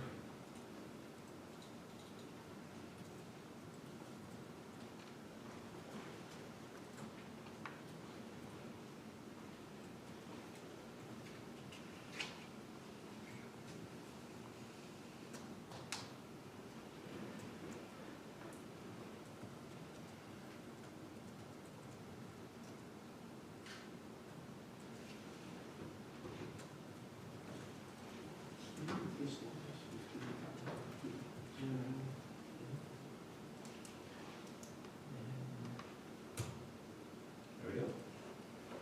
Thank you for that. Hey Derek, you who know this lot at the corner here, how many square feet that is? At James and Williams, Yeah, that is 18.5. 18,000. So So it meets the minimum. it meets the minimum of 15,000. Okay, I believe we have a resolution to hold this over until the end of January, so if I could ask for that resolution, please. So resolved, council table S 21-2929, and will review it at the January 25th, 2022 council planning meeting. Can I have a mover, please? Councillor Horwath, second Councillor Boulanger. Any further discussion? Hearing and seeing none, I'll call the question. All those in favor? Opposed? And that is carried. So no decision tonight. If the applicant wishes to revise the application for 2 lots, council will consider that again on January the 25th. If he chooses to proceed as it is, we'll consider it either way. So it'll be coming back to council on January the 25th. Go ahead, Heather. I do have a question on that then. So do we have to, whatever's gonna happen in January, do we have to then get an email saying that we're going to be here or if we'd like to speak on it? Correct. Like we did for this meeting? Yes, we'll Yes. need to know who's coming. Yeah. Same requirements, have to be double vaccinated and so forth. You can also attend by Zoom. Okay, thank you, and I apologize if you were here a little bit longer than you had intended this evening, so. Thanks, Derek. Thank you. Thank you.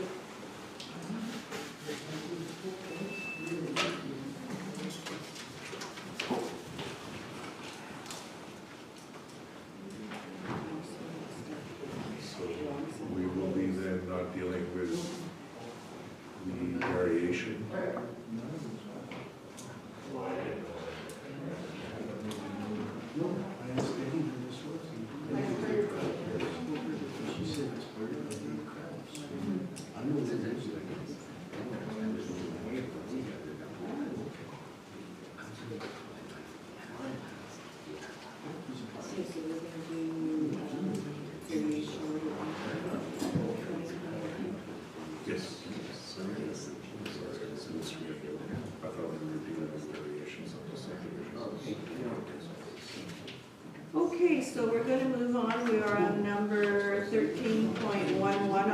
agenda, and that is to enter into a public hearing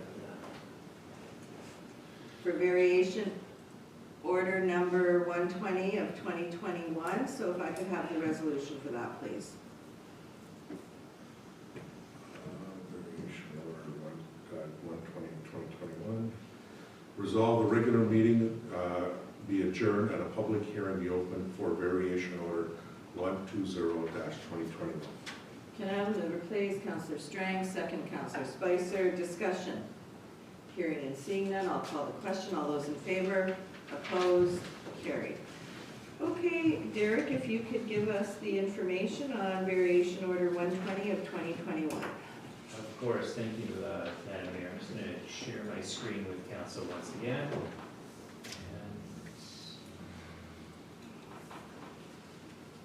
Perfect, there we go. So as you noted, this is variance number 120 of 2021. It's for a property located at 39 Roxanne Close. And what the applicant is asking for is to reduce the rear yard setback for a home from 25 feet, which is the minimum requirement, down to 17.4 feet. And this is in the seasonal residential zone. Just on the screen, once again, just illustrating what I just spoke about, minimum lot, or minimum setback 25 feet, going down to 17.4 feet. Here's the subject property, and I'll just go straight to the air photo. That's the one that I always like the best. There you can see the existing home on Roxanne there, with the beach and the lake to the west, or to the left of your screen. This came to our attention because the applicants asked for a zoning memorandum, which is something that some people sometimes ask for, and identifying that the property is in all conformance with the current zoning bylaw standards. And through review of that zoning memorandum and the building location certificate, which you can see on the screen here, we identified that it does not adhere to the current rear yard setbacks. The existing deck and stairs, and as well as the cantilever of the house, they are all within that setback. I can say that the wall of the existing house meets the current setback. So this is just to sort of clean up the property, so to speak, in terms of variance and zoning bylaw adherence. We're recommending that this could be approved, once again, to two conditions. The first condition is that this variance is limited to allow the existing dwelling to remain with a rear yard setback of 17.4 feet measured from the wood deck stairs, just so we're clear where we're taking that from.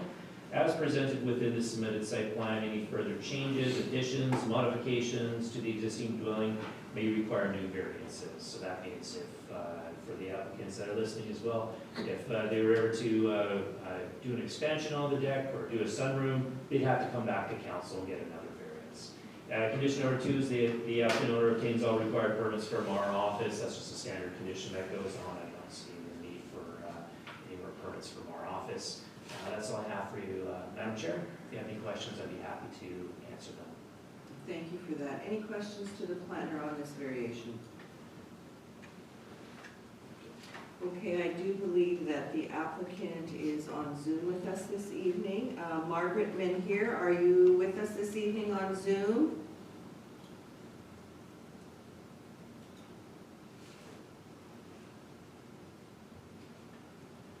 Did you want to say something, John Min here? I see you are unmuted, but we are not hearing you.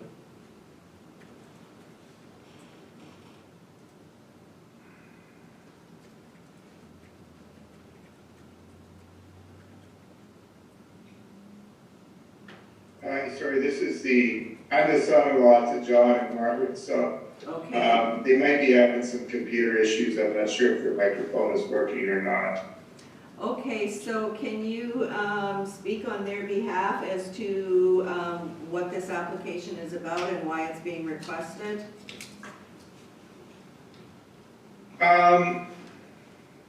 Well, basically what we did is when they purchased the property, they wanted to make sure that they're following their due diligence, so that they applied for the zoning memorandum. And we identified the fact that before we purchased the property, that this variance occurred with the frontage there. And it looked like it was more of the steps. So the decision was made that we would just apply for the variance and go through this procedures to see what we would have to do or what they'd have to do. I mean, obviously we would, if they have to make the changes, they would make the changes, but at this point in time, it was not really an issue. It seemed like most of the encroachment was just the steps on the deck. So they went ahead with the purchase of this property, and again, they're just following their due diligence, wanting to make sure that everything is in compliance with the bylaws here. So. Okay, thank you for that. Questions from council to the applicant's son-in-law? Is council prepared to deal with this application this evening?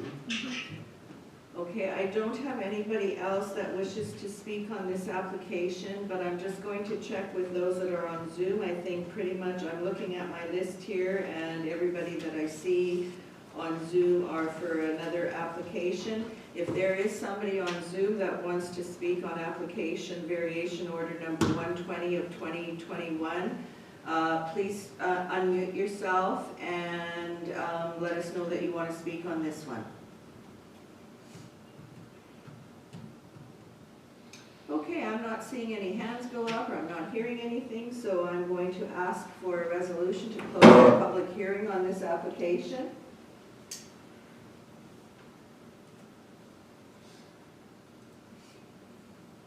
Resolve the public hearing for variation order 120 of 2021 be closed and the regular session of council be reconvened. Can I have a mover, please? Councillor Strang, second. Councillor Spicer. Any questions? Hearing and seeing none, I'll call the question. All those in favor, opposed, carried.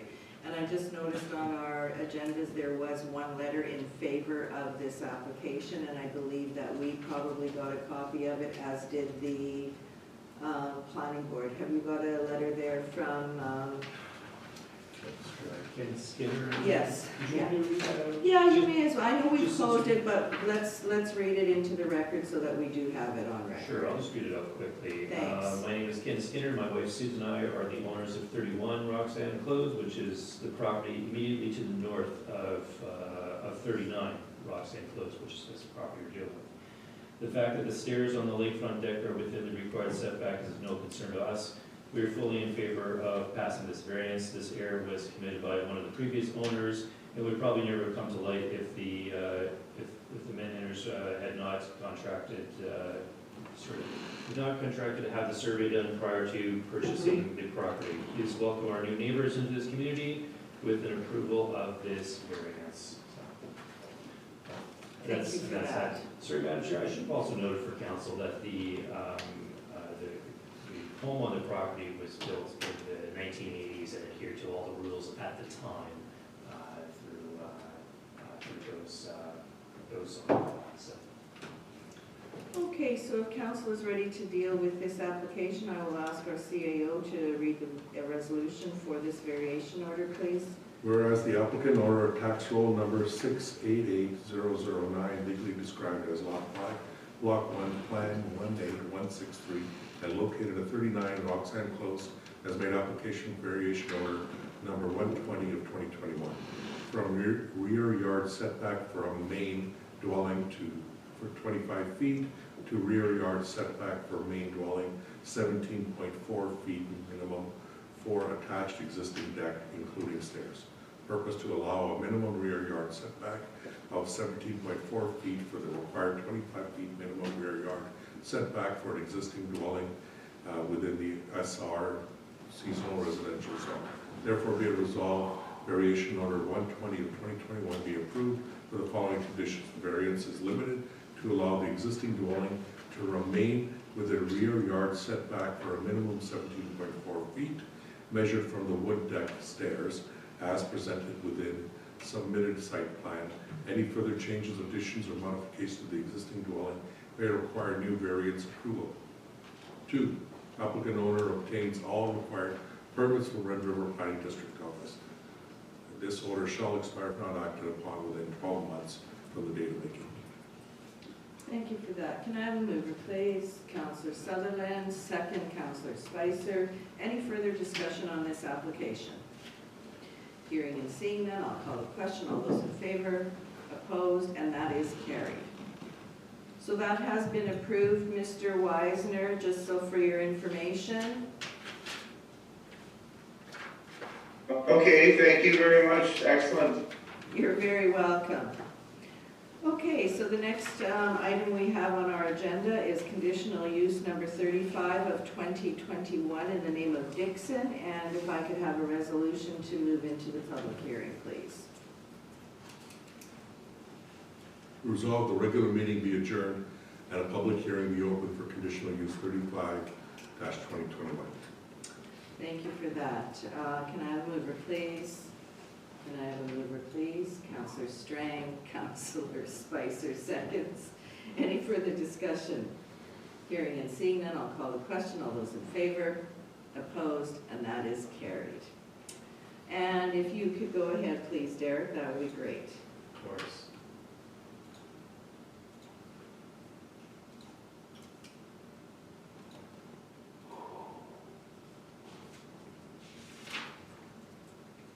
There we go. So as you noted, this is conditional use 35 of 2021.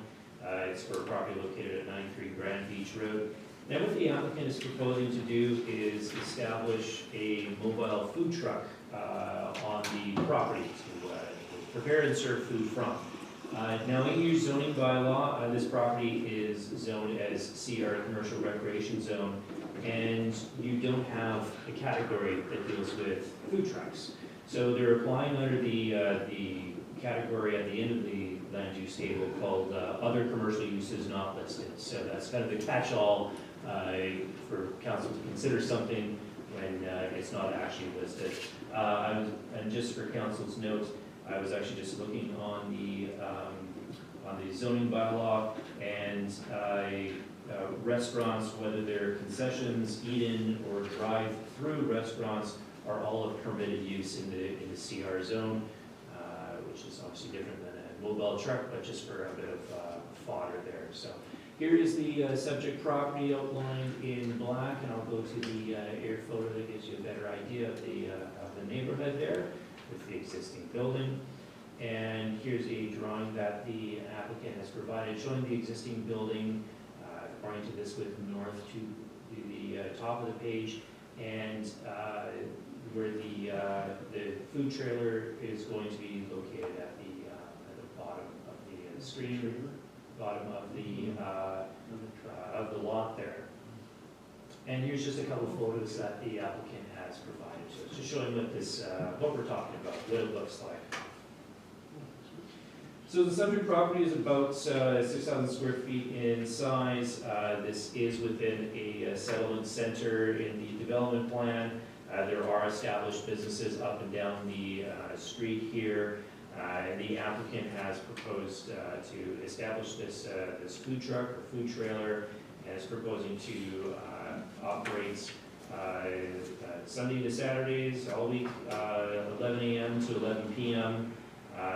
Employ full-time to a maximum of 4 people during the summer months, and then 2 people during the off-season months. If council does wish to approve this, because there are no other parameters in your zoning bylaw that deal with this kind of use, we're recommending that the following conditions be added to an approval, once again, if you want to approve this. Number 1, that the conditional use approval be limited to allow food truck trailer use as proposed with this application and as proposed on the submitted site plan. Any further changes or additions to this use may require a new conditional use approval. So if they want to expand with more or bigger, then they have to come back to you for additional permission. Number 2, that the applicant owner obtains an annual business license from the municipality. Number 3, that the applicant owner obtains year-round insurance from MPI for the food truck trailer as proposed in this application. Once again, it's a trailer, so our office would not be dealing with this in terms of permits for health and safety or anything like that. So Having insurance from NPI, we feel is a critical thing here. And number 4, that the use is limited from May 1st to October 31st each calendar year, with hours of operation from 11 a.m. to 11 p.m., Sunday to Saturday, it's all week really.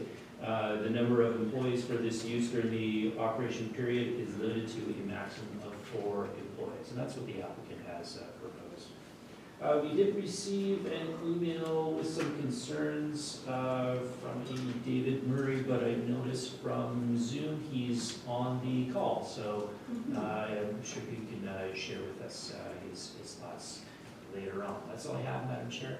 Do you have any questions? Thank you for that. Questions from council to the planner? Not, oh, go ahead, Councillor Sutherland.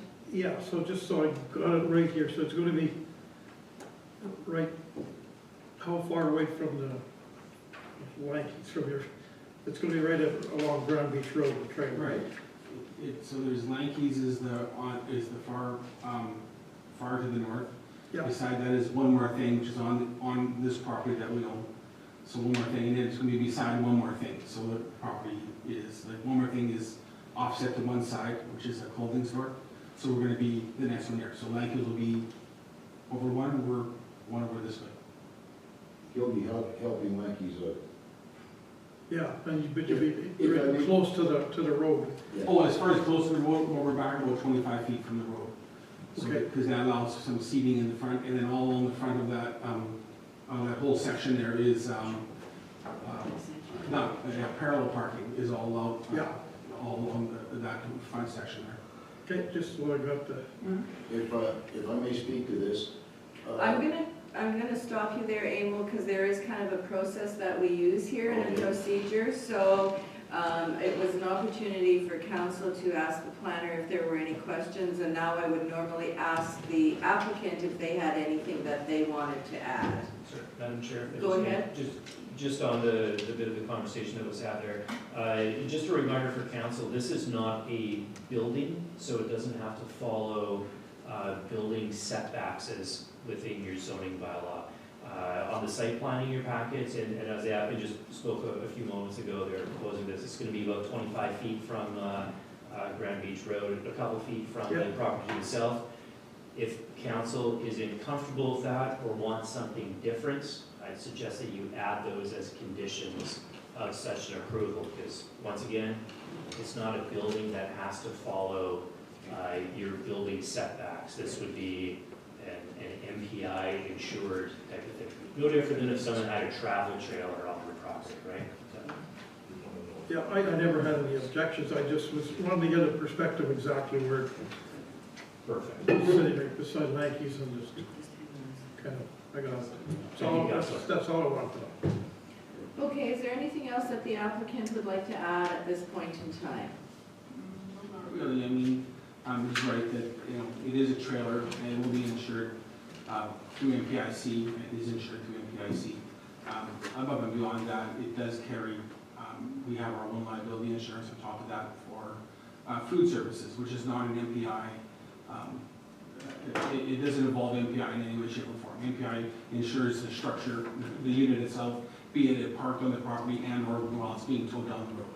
So, I mean, but as far as insurance as liability insurance and insurance for the business itself, that's a whole separate thing through an insurance provider. Okay, I think Councillor Horvis had a question, so go ahead, Dave. Well, I was just gonna say that I think this is great. They're crying for more businesses in Grand Marais all the time. I think this is great for the summer. It's good. Okay, anybody else have anything? Go ahead, Councillor Spicer. This is questions for the applicant, right? Yes. Can you just elaborate a little more on parking? So it's angle parking, so you're, I'm assuming the parking you're going to use is just along the street? Right. On the east side of the street, it's all angle parking, and on the west side of the street, it's parallel parking. So there is a fair amount of ample parking in the front, and because of the nature of the business, this isn't something you come to and stay for 3-4 hours and cruise around. You show up, you get your food, choose between me and him which one you're buying, and then you drive away. So that's the whole idea. Good, thanks. Okay, I have a question. I guess I was up there on Saturday for the Santa Parade. And the structure that's in front, I took off a picture off of maps. There is the sit-down structure in front of the food truck. Whose property is that on? That's the same property, yes, that's right. And whose is that? It's owned by both me and Terry Neblick. We share that property. We're co-owners.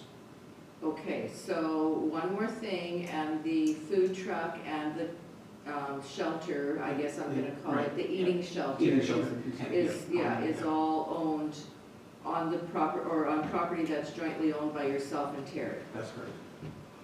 Okay. So, Madam Mayor, Go ahead. my understanding is tent structures that are somewhat semi-permanent will require permits and approvals. Oh, okay. It was there when the land was purchased, so that's fine. Yeah, so you have to talk to Red River Planning on that. Sure. Okay, because when I look at the aerial, I was kind of wondering, Derek, if you could just bring up the aerial photo again, because it seems to me that the property line is in the middle of, maybe it's the eating structure, I don't know.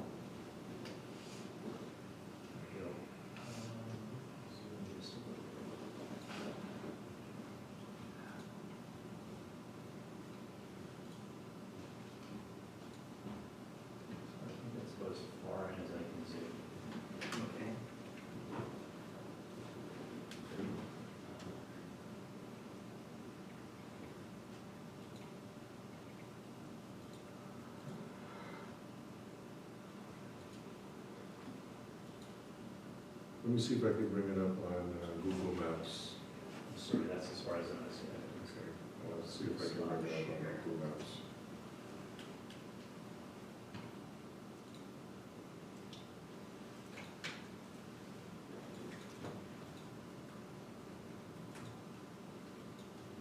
What's the address?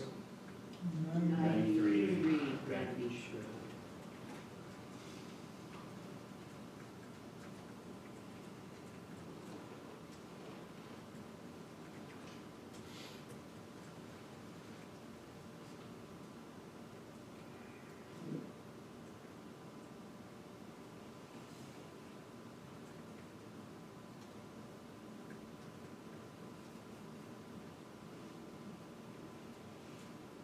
Trailer's right here?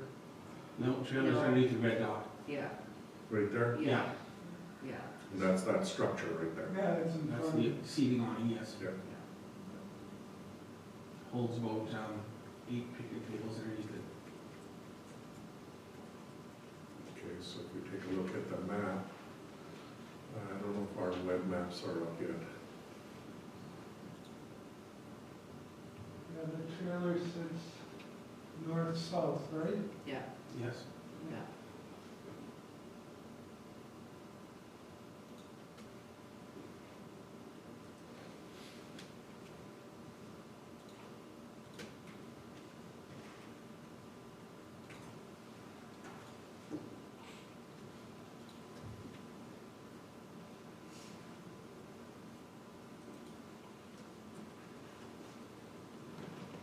So the trailer's back here.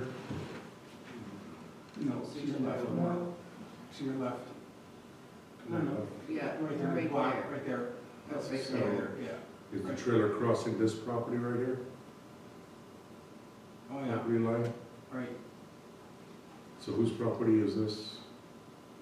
It is mine and my wife's, and if the business is successful and he chooses to buy it, it'd be for sale. Right now, he can use it free.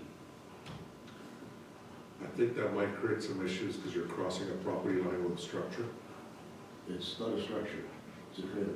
A trailer, but it's being used as a structure. So we'll try It's to. a movable structure. I'm just giving you a heads up. I'm not telling you one way or the other. That's something that the Red River Planning will need to make a decision on. But the mayor asked, is it on the property line or is it crossing the property line? It looks like it's on top of two properties. It's crossing. Yeah. Okay, so that, Mayor, if I may. Go ahead. Thank you. So if that's the case, I guess what I would just say is that the application is for 93 Grand Beach, not for the property to the south. So if council were to approve it, the approval would only be for that property on the north side. If there were any complaints, if there were any other approvals needed for this unit, and it were to cross south across that common property line, it would be in violation of any such approval, so. But if it's already doing that, and the applicant says it's already crossing the property line. Yeah, I'm almost thinking if that's where the applicant wants it to I mean, be, it's then, all, sorry, finish. I was just gonna say, if that's where the applicant wants it to be, sort of crossing the property line, I'm not sure there's an issue because it's a trailer. Once again, it's not a building, so we're not dealing with building setbacks. I'm just worried about the actual approval. The application has been advertised for the one property only. Exactly. So council can only approve something for that one property. I think probably, Madam Mayor, in talking to the applicant a little bit more tonight, if they wanted to straddle both properties, I'd almost recommend that the public hearing be closed and that we re-advertise it, advertising both the two properties. Okay, well, we do have a couple more people that wish to speak, and I know that Emil would like to have his say, so I'm gonna let you go ahead, Emil, if you wanna come to the podium and do your presentation, please. I believe I said everything when I was interrupting you, but I'm all in favor of it. Just like Mr. Horbus suggested, it's about time that Grand Beach Road has some activity. We're thinking about cutting back a little bit less at Lanky's, but we need more support. When I was there in 1978, there was 11 businesses. When I went back, and 13 years ago, I don't know what year that was, 2002, pretty close, there was Lanky's. Today, there's 7. So we are gaining momentum. It is coming back. And as far as parking, that was a question, but most of our traffic is walking. We get, like, there'll be,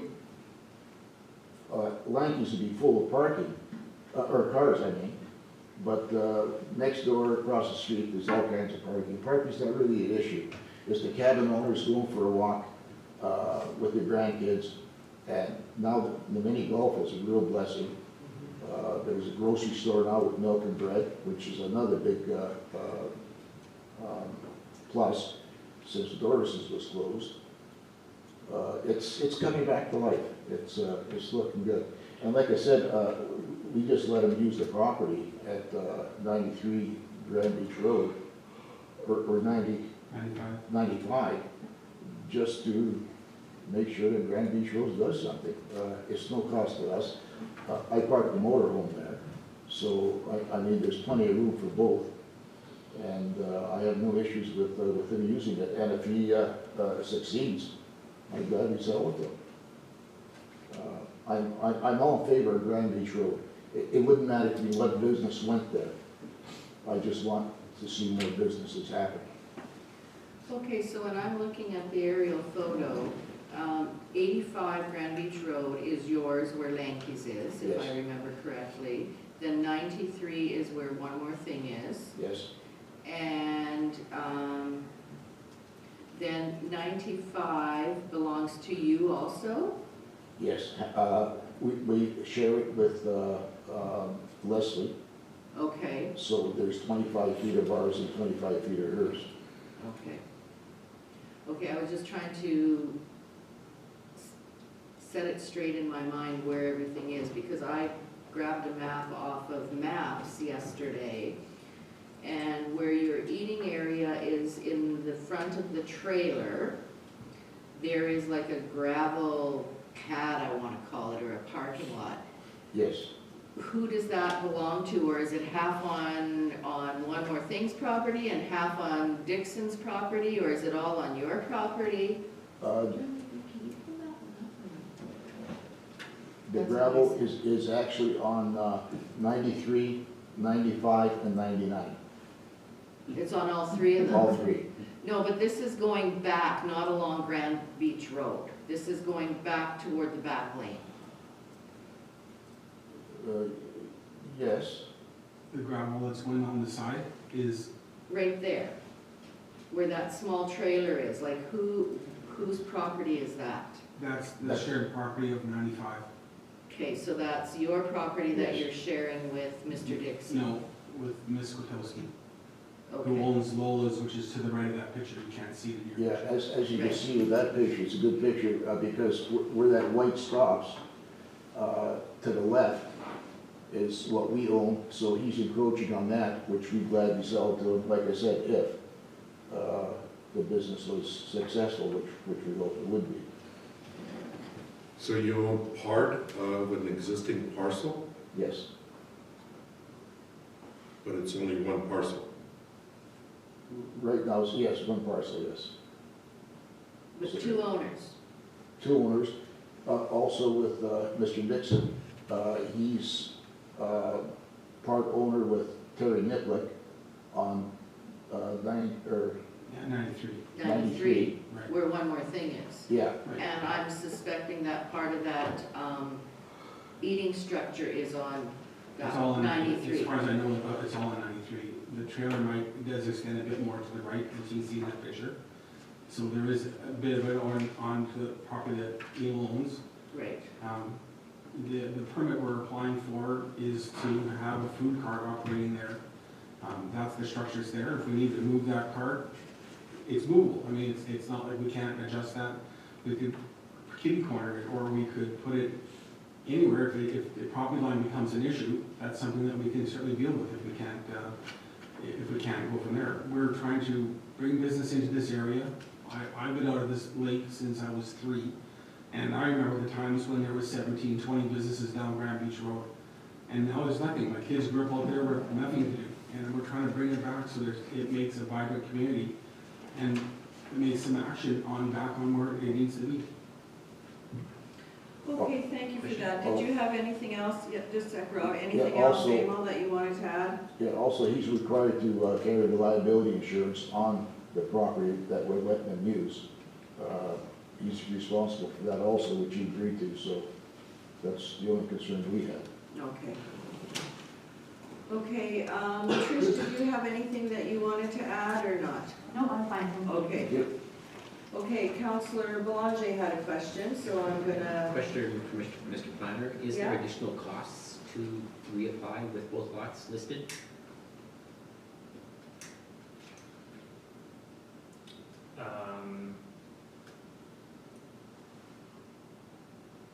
I would say there's advertising costs. Yeah, I wouldn't consider it a new application or amendments. I think it might just be advertising costs, which would be nominal, like mail out letters and poster on the property, that kind of a thing. Not very much cash at all, yeah. okay, before I go, there are a couple of people on Zoom that would like to speak on this application, but Mr. Dixon, do you have anything that you want to add at this point in time? No, I'll wait to hear from Okay. the opposings. Okay, there's 2 people that I guess somehow, one has questions and would like some information, the other one is just for information. So I'm going to go to Jeffrey Porth, I think you were there. If you want to unmute yourself and give us your presentation, that would be great.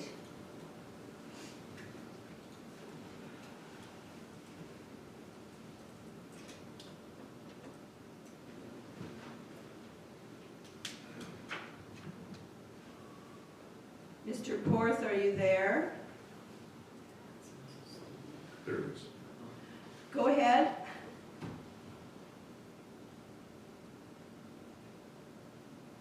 Mr. Porth, please speak. No, you're muted again.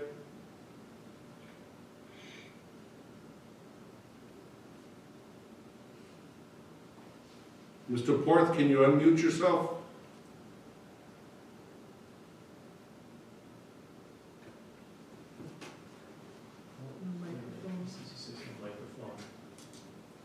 Oh, okay, so Mr. Porth, you can type in your questions on the chat, and then we will we will attempt to answer them that way.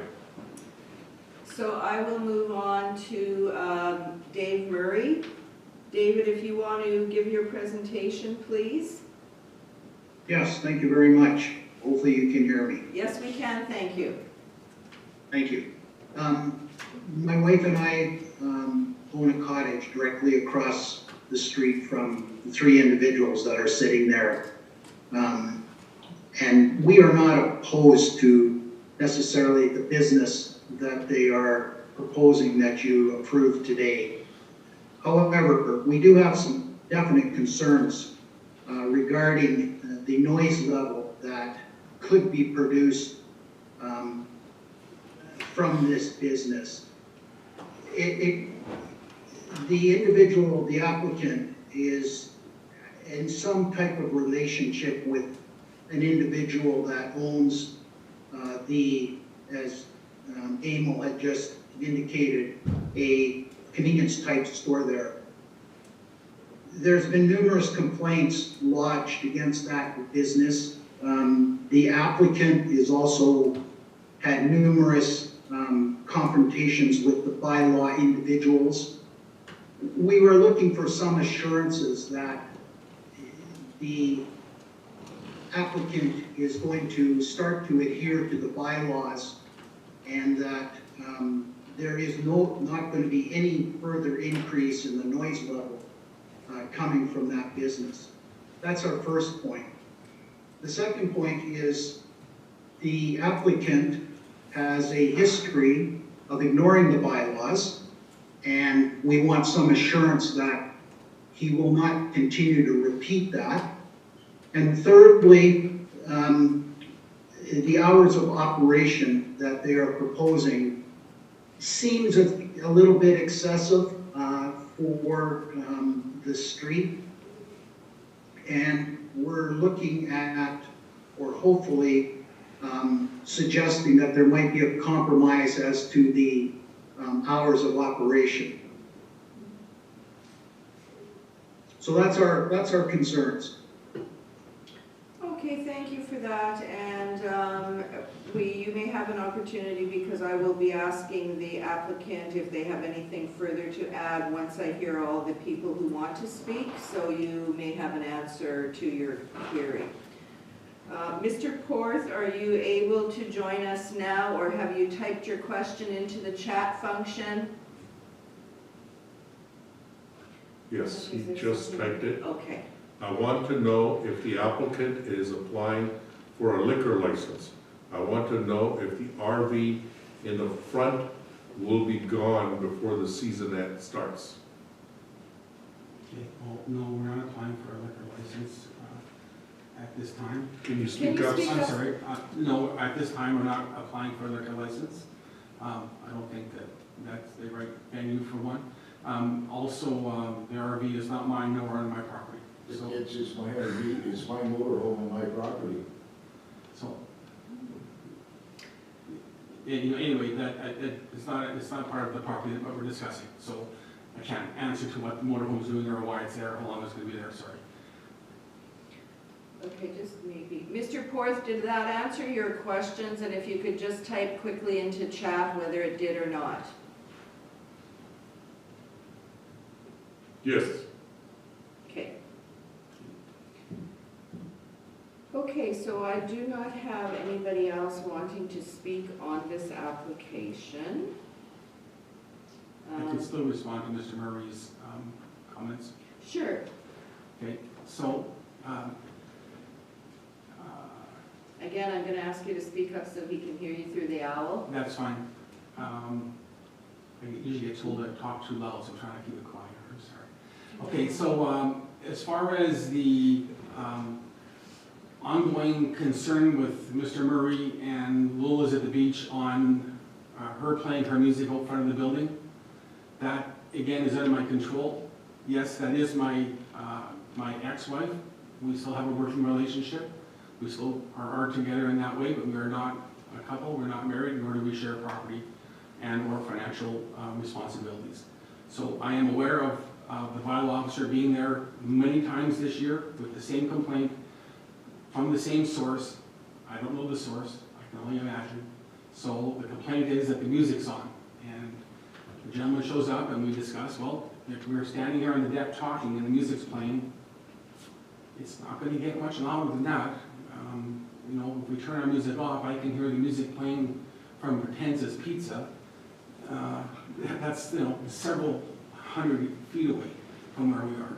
Yet our music is on and it annoys somebody enough that they complain constantly, so the file officer is obligated to show up and say, I've had a complaint, and we go, yes, we understand.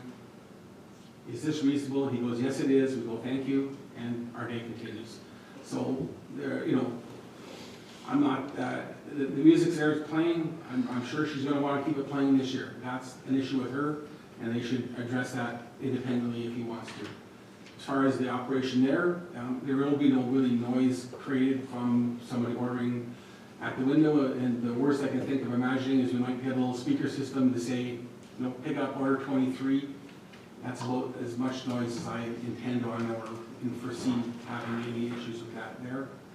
As far as ignoring the bylaw comment, I'm not sure what he's referring to of my past history with everyone ignoring bylaws. I just purchased this property this summer. I went down in good faith to get a business license. They told me I need to do this application, and that is what we're doing. So that is the bundle of that. I just purchased that land last summer, so it's I've been out there many years with my wife at her location. This is the first time that I've actually purchased my own property up there. Okay, so which property did you purchase? What number on The Grand one Beach we're Road? doing the application, half of 93 Grand Beach Road. Half of 93 Right, Grand we're Beach co-owners Road. with Terry Niblick, yes. Okay. And I do believe there's a copy of in the application, there's a copy of the land titles, which shows it clearly, you know, which one half, and Terry has also signed the application, saying this is what he wants to have on his property also. Okay, I just want to make sure that everybody has, or we have that information. I'm just waiting for it to come up here. Go ahead. Go right ahead. The question is that when it looks like it's obviously going on two properties, and in order to make sure that we don't have to deal with a situation where somebody complains and says it's because we would then have to enforce, and the conditional use is only on the one property. Do you have any concerns about making a reapplication, re-advertising to be on both properties so that you can definitely have the ability to do this without any further bylaw infraction issues? If that's what the council sees fit, we could do that. I mean, you know, it's misfortunate that in the bylaw there is no allowance for food trucks. Yet there are food trucks in the area that operate on an ongoing basis. There's several that are permanently located, and there's several that show up on the weekends and are active there. But yet there's nothing in the bylaws to state a licensing for it. So when I read the bylaws and it states that a restaurant, be it drive-through, concession is the one that I saw. I went, well, concession, that's what this is. This is a concession stand. It's not, we're not trying to make it into a sit-down restaurant. It's a concession stand. You show up, you get your chips and you know, poutine, and off you go, and the day continues. So, you know, the property line, if we need to do that step, sure, we'll do that step. I mean, at the same time, it's a trailer. I can move it. I can park it sideways on my property. I could do all sorts of things to fit if that becomes a stumbling block that we could modify. But at a 45-degree angle, there's all sorts of things that we could do to easily, you know, get within that property boundary if that becomes a real sticking issue. But I'm all for, if that's the solution is to apply for that second half, then sure, we'll do that. I think it's your choice. Well, if you want to move it, that's your choice. But what I'm suggesting is that in order to make the least problems for you in the future, I completely appreciate your comment that we should have had, and we'll look at doing a zoning bylaw amendment, but that's going to take time to add those items. Right, I understand, yes. And until then, to get this approval, I just want to make sure that we're dealing with it to the way that you want to use that stand and the location. If you're willing to move it and keep it within the property and the structure that you have, then it's not going to be a problem for the seating. But if you think that you're going to encroach and that that's the best setup for yourself, then we're recommending that you do it for both properties so that we create less issues in the future. Fair enough. Let's do that. Okay, Councillor Belanger has a question, and then I have a question, and I see Derek has his hand up also. So No, go I just ahead. wanted to reiterate, Mr. Administrator, and that's the reason I asked if there's any more fees to unduly affect the applicant. Just the way he worded it, that if that's what council wants, that to reapply, if whatever is easiest, as Mr. Administrator said, for you, is what we want to do. So, just so you know. That's fine. And I guess I kind of have two questions, one for yourself and one for the planner. How much space or how many feet is there between One More Thing's existing building and where the food truck is, or the trailer? Yeah, 5, 6 feet. Yeah, so even if you put it a foot from the building, it Right. still might be hanging over on the other half of the lot, or the other lot. Without measuring that, I'd be guessing, but yeah. I still think there'd be an encroachment, yes. I Okay. mean, I could go farther back and we could put slip it behind One More Things, building more, but then we're getting so far back from the street, it's not Right. really, you Yeah. want to be visible, right, to the public. Yeah. Go Would ahead. Oh, If we could just, if we take a look at the picture, is that the property line here? Is that why there's? That's what would make me think is this is where the property line is. Yes. So you're looking at like half of the structures there and half of the building. Yes, my proposal would be, I don't have any problems if Mr. Dixon wants to buy the property tomorrow, I'll sell it to him. And would that simplify everything? Oh, no, that's another whole new issue. No, That's another new you still have issue, the because application. you're talking about half of one parcel. Right, but That we're would still. mean you would we have to still go do the through a parcel application. split. Right, I understand. Yeah. We'd still have to do the. That's a much more application. bigger issue. Well, I'm looking for easy way too. okay, Derek, you've got something that you were going to say. I think just building upon what some of the council members have said and what the chief administrative officer has said as well. I hate to see people spend more money and have to come back to council and spend more time.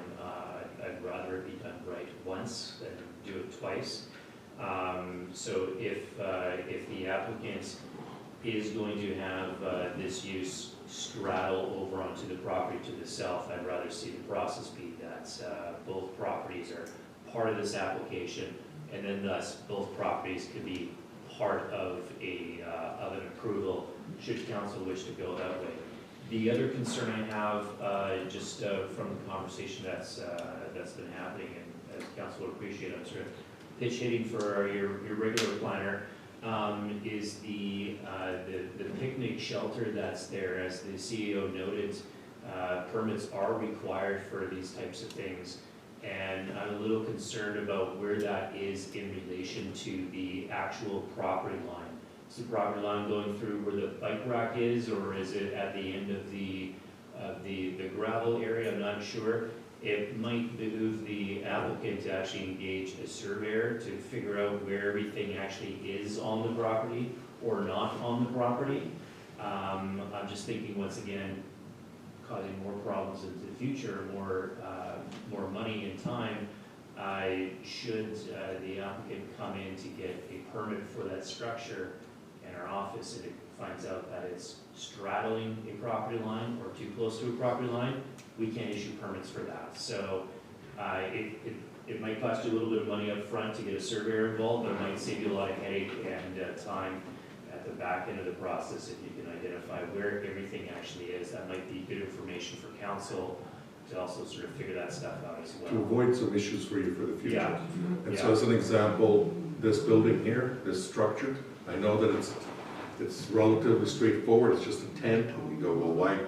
But it might be easier to just move it to this side completely. So if you applied for the conditional use on the two properties, then you could put that structure all the way over here, and that's away from those things, and get your permits possibly, if this is where the property line is, from what I'm understanding.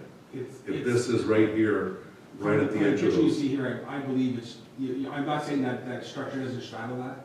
I think it's just to the inside of the awning, like from the right-hand side. I think, yeah, right there. I think we're right in there somewhere where the property lines are going to be. I understand what you're saying, so that's fine. Yeah, this way, there's no structure straddling it. You know, that one might be okay because it's movable. Yeah. Because you're not really getting a permit for that one. This one, I'm pretty sure it's a tent permit. Yep, yeah, you would need a permit for a tent, and there would be some minor engineering involved, as I'm sure everyone can appreciate. It gets windy up at the lake, and we just want to make sure that this thing's not going to, pull a Mary Poppins and start floating all over the neighborhood. So that's sort of the building permit concern. If the applicant does want to go this way, I guess similar to the subdivision application that you dealt with earlier, you can table this application, you can close the public hearing, and then we can bring both properties back with more information for you all to deal with it. One time, one and done kind of an issue. Right. Okay, what is the wish of council? That would make sense. Bring it back? And will we close the public hearing, or will we just adjourn it? Table. You can, I was gonna suggest that if the applicant wants to bring both properties in, it doesn't matter if you table, adjourn, or close the public hearing. We're gonna have to re-advertise anyways. Okay. Yeah, because the application, as we recall, just had the one property advertised on the notice, while both addresses, so. Okay, so probably not what you were expecting here this evening, but unfortunately, that's the way it's gonna go. We're going to close the public hearing and have you not reapply, but you'll re-advertise, correct? Re-advertise, and they can call our office tomorrow or this week, and we'll help work you through it. Yeah, That's fine. perfect, and yeah, thank you, Madam Mayor. Okay, thank you, and I'm just waiting for a resolution here. Resolve the public hearings for conditional use 35 of 2021 be closed and the regular session of council be reconvened. Can I have a mover, please? Councillor Sutherland, Councillor Strang, seconds, discussion. Hearing and seeing none, I'll call the question. All those in favor? Opposed? That is carried. And the next resolution to bring it back. Resolve council table the application for conditional use 35 of 2021 to bring back to a future council planning meeting. Can I have a mover, please? Councillor Horvis, second. Councillor Bazarowicz, any discussion? Hearing and seeing none, I'll call the question. All those in favor? Opposed? And that is carried. Okay, so for those of us, or those that were on Zoom with us, we have closed the public hearing, and it will be coming back as a different application using both lots on which the property is straddling. So that completes all of our public hearings for this evening. We have one more subdivision that is not a public hearing. It's a two-lot split. It's file number S21-2922 at 81-101 St. Peter's Road. And if you could, please, Derek. Absolutely, thank you, Madam Mayor.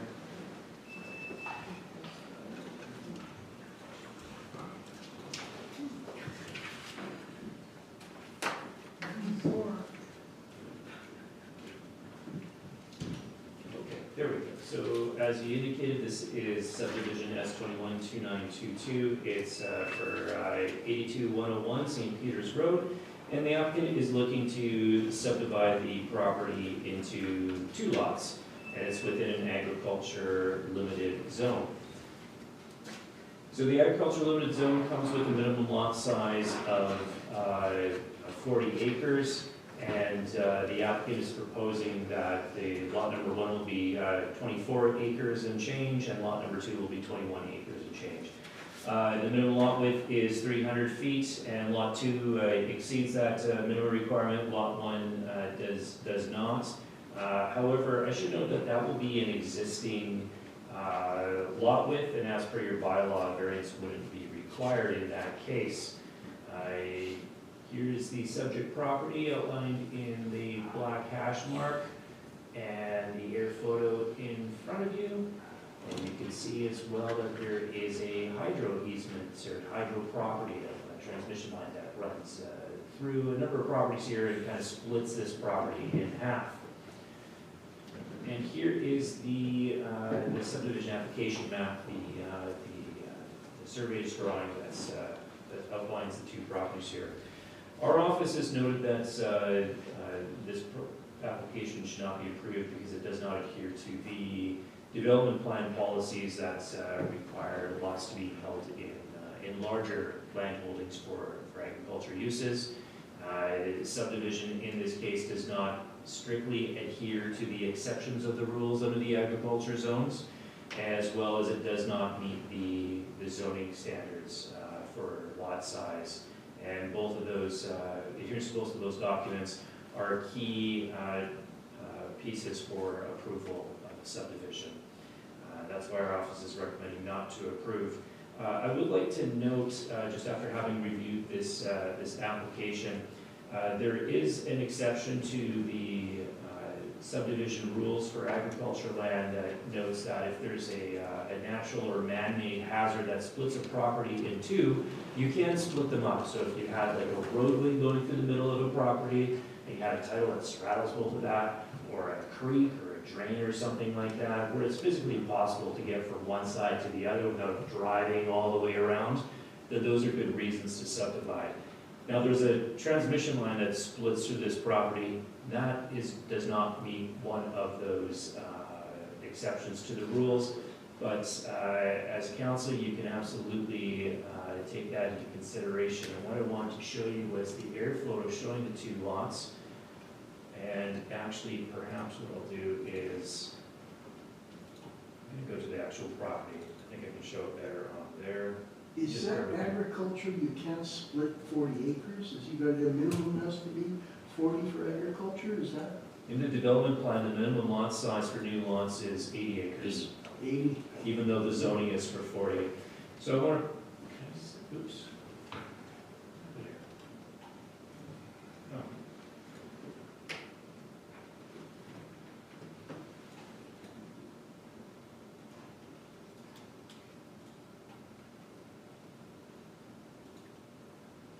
Sorry, I think we need to stop sharing and then share again. But if you had 80 and you wanted a homestead on there, you could take the 5 acres for your home, or you can up to 10, or it has to be 10? Minimum 10? Okay, so if we have a look here, here's the two properties. You can see my cursor kind of going back and forth, or this is the one property. Yep. And you can see the property lines for what Hydro owns. Now, as I said, it's not a physical road, there's not a physical water feature there. There are other properties that you can see to the north that they have obviously rights underneath the hydro lines, but it's probably hard to see. It's kind of gray sort of area here. That's an actual tower. I was gonna say, there's gotta be a tower there. Yeah, unlike the properties to the north that just have lines, there's an actual tower on this property, which makes it difficult to actually cross back and forth. So what I will say is, from a planning policy, I would recommend it not be approved because it does not adhere to the policies that are in the development plan. But just a piece of information, maybe from a practical sense. Should council wish to approve this, there are 3 conditions that are in your dockets. The first one is that the applicant owner submits confirmation in writing from the municipality that all taxes, development levies have been paid, as well as a digital copy of the subdivision has been provided. Number 2 is that the applicant owner submits confirmation from Untitled Hydro that an easement has been entered into. And number 3 is that the applicant owner obtains all required variances, and that would be for that lot size reduced there. Thank you, Madam Chair. So you're speaking some questions. Yes, I can see that there's some hands going up. I think Councilor Boulanger had his hand up first, so go ahead. Again, I'm gonna speak to what I've always spoken to in the past, and I'll continue to speak to. And again, I completely understand, strictly from a policy sense, that Mr. Planner is just following what policy he has to work with, so no ill feeling to planning board or anything like that. The comments I'm going to make are more to agricultural comments that are in and within the report. So yes, I understand strictly by a policy sense, you're only doing your job. I get that. I look at this piece of property and I look at it in depth. Drove out there and looked at it. It's essentially a grass, wild hay land field. And the ratepayer is wanting to split it in half because there's road access on each side. And when I start going through the comments, reading the comments from agriculture again, you know, they say things like, should be 80 acres minimum to accommodate a wide range of agriculture. How do we not know that the person who wants to subdivide this, that the people that they could sell it to could have horses or chickens or a hobby farm? We don't know that, right? Agriculture also says land divisions which create small parcels for non-agriculture use shall not be permitted. Well, we don't know that they're not going to be agriculture. We don't know that the person who's going to buy this lot or this piece is not going to use it for some form of agriculture. So I just look at this type of land that is grass and wild hay, and yet because of, and I know there are zoning bylaws and there are the RM's development plan bylaws, but I don't have an issue with passing this, and I'm going to vote in favor of it, even though planning is following the policies. I get that, and I understand that. Mm-hmm. And that's what you have to work with. But what I see is land that's hay and grass, and they're not allowed to subdivide because agriculture feels that this is prime agriculture land and it's going to be harrowed and grain's going to be planted and they're going to get a crop from it. They're not. That's my comments. Mr. Planner, Yes, sir. just gonna repeat what I think you said before, that Hydro owns that piece in the middle? They own it. So aren't they already subdivided? No. How come? The title has, Both. Like that has doesn't has make both any pieces there. The title has both sides. The It's title crossing- straddles. It's crossing a corner. Yeah. So title can cross over easements. I was thinking the same thing. But if they owned it, then isn't that a separate piece? Like, do you need permission from Hydro to cross it, to give, no? That's a good question, whether they need a permission or not to cross it, but you can have it. We just approved the subdivision So a the, little while ago that we're taking the land in the middle, and the parcels cross over. It's legal. yeah, so the title is described as them owning everything there on that old river lot, except for the transmission line right-of-way, which is what Hydro owns, going right down the middle, so. So you would have to sign something with Hydro, because they wouldn't want the liability if something happened on their property. There'd have to be something there, because Hydro wouldn't want that liability, for sure. Yeah, in some cultivated lands where you have large farms and hydro lines going through, or bipole lines, something like that, sometimes hydro will give permission, access. I'm not sure exactly what they're called. It might be similar to like a cross-access agreement, something like that, but only for farming purposes, and that's it. But they would have an easement, would they not? Who's that? Hydro? No, Hydro owns that land. They own that little strip. Got it. The property owner would need the easement, and that's just saying, is there something from Hydro saying that? If not, then, Then it meets one of the criteria. yes, exactly. There's nothing registered on this title that I can say, an agreement that says they're allowed to cross over the hydro right of way there. Well, then, Okay, Is your grade did you there? ask your question, Glenn? Go ahead, Councilor Bowser, or Councilor Sutherland, jeez. Mr. Planner, you said if there was a creek going through that property or a drainage ditch, then it would be okay. Correct. So could we not, that tower is an obstruction, and it's on that it's not on the property, it's on the hydro road, but it's an obstruction in between. So could that be considered something like a drainage ditch or a creek going through it? Would it be considered in the spirit of that sort of policy? Is that what you're asking? I think that would be a fair argument to make. Thank you. Okay, so everybody's asked the planner questions that they are needing answered. I believe the applicant is there, and I know that there is no public hearing on this one. So,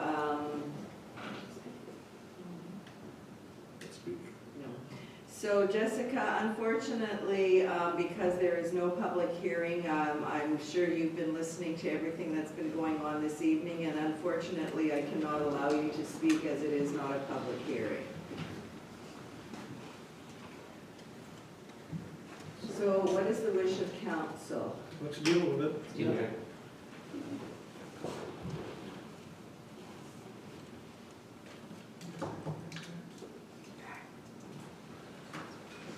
Regarding subdivision application number S21-2922, proposal of Manus to subdivide part of River Lot 157, Parish of St. Peter. Resolved that council approve the said application subject to the following conditions. 1, applicant owner submits confirmation in writing from the municipality stating that A, taxes on the lands to be subdivided for the current year and any arrears have been paid. B, development levies to be paid as per bylaw 14 of 2009. And C, digital copy of plan of subdivision be submitted to the RSA plans. 2, applicant owner submits written confirmation for Manitoba Hydro that an easement agreement has been entered into with Manitoba Hydro with respect to the existing and or future facilities associated with the subdivision and plan of easement as required by the Real Property Act has been provided. Registration of this agreement will be included as a condition of the final certificate of approval. And 3, applicant owner obtains all required variances. Okay, can I have a mover, please? Councillor Sutherland, Councillor Boulanger seconds. Any further discussion? Hearing and seeing none, I'll call the question. All those in favor? Opposed? And that is carried.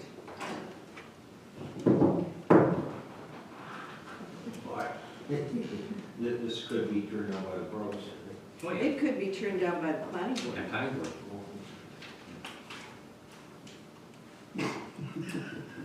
I'm not the planning board. Just Only, all the eyes turned. Administrative support to the planning board. I'm administrative support to the planning board and to the chair of the planning board. And then we turn in the other direction. Okay, Jessica, just so you know, I'm not sure if you have the camera on, but the subdivision was approved by council, so you'll have your letter in a few days saying that it's been approved, and it'll go to planning probably not till January.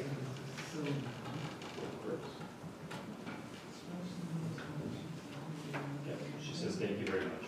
Okay, so basically, that is the end of our meeting. I know that we are still recording, but I'm going to say it very, very quietly. Do you have any in-camera items you want to speak about, Deepak? No in-camera items. We've been here since 9:30. Okay, but I do, in all fairness, I know that we did talk about having another meeting before Christmas. I don't know that any of us really want to have a meeting. If there is a need to have a meeting, I think that if we needed to, perhaps we could arrange a Zoom meeting for 1 or 2 items if need be. Yeah. Am I correct in saying that, Deepak? Yes, no, and I will endeavor not to have one. I was just No, but you never know if something does come up of, of some importance that we really should deal with as soon as possible, then we could always have a quick Zoom meeting. You can do the Zoom. So, okay, anything else? Go ahead, Councillor Spicer. So 8.1, we're gonna wait till next meeting now? 8 point, oh, there was something that, oh, yes, I know which one Yeah, that we is. should get it that, tonight. What's that? 8.1? Yeah. What was that again? No, that's the campaign expenses. We will have to redo We'll that. have to redo that. Yeah. That What was the other one? I'm sorry, Oh, we should redo Deepak, number under the 6. general planning matters, the subdivision there, did you need me to talk about that at all, or? Which one? S202867, filter. No, we did Check, it. we did it already. That was during that Lull. lull that we did. Yeah, number 6 we should do. Number 6. Get that done and over. We did all 6. Right here. From the committee of the whole meeting, The other agenda. So let's go into in-camera, then we can finish that up.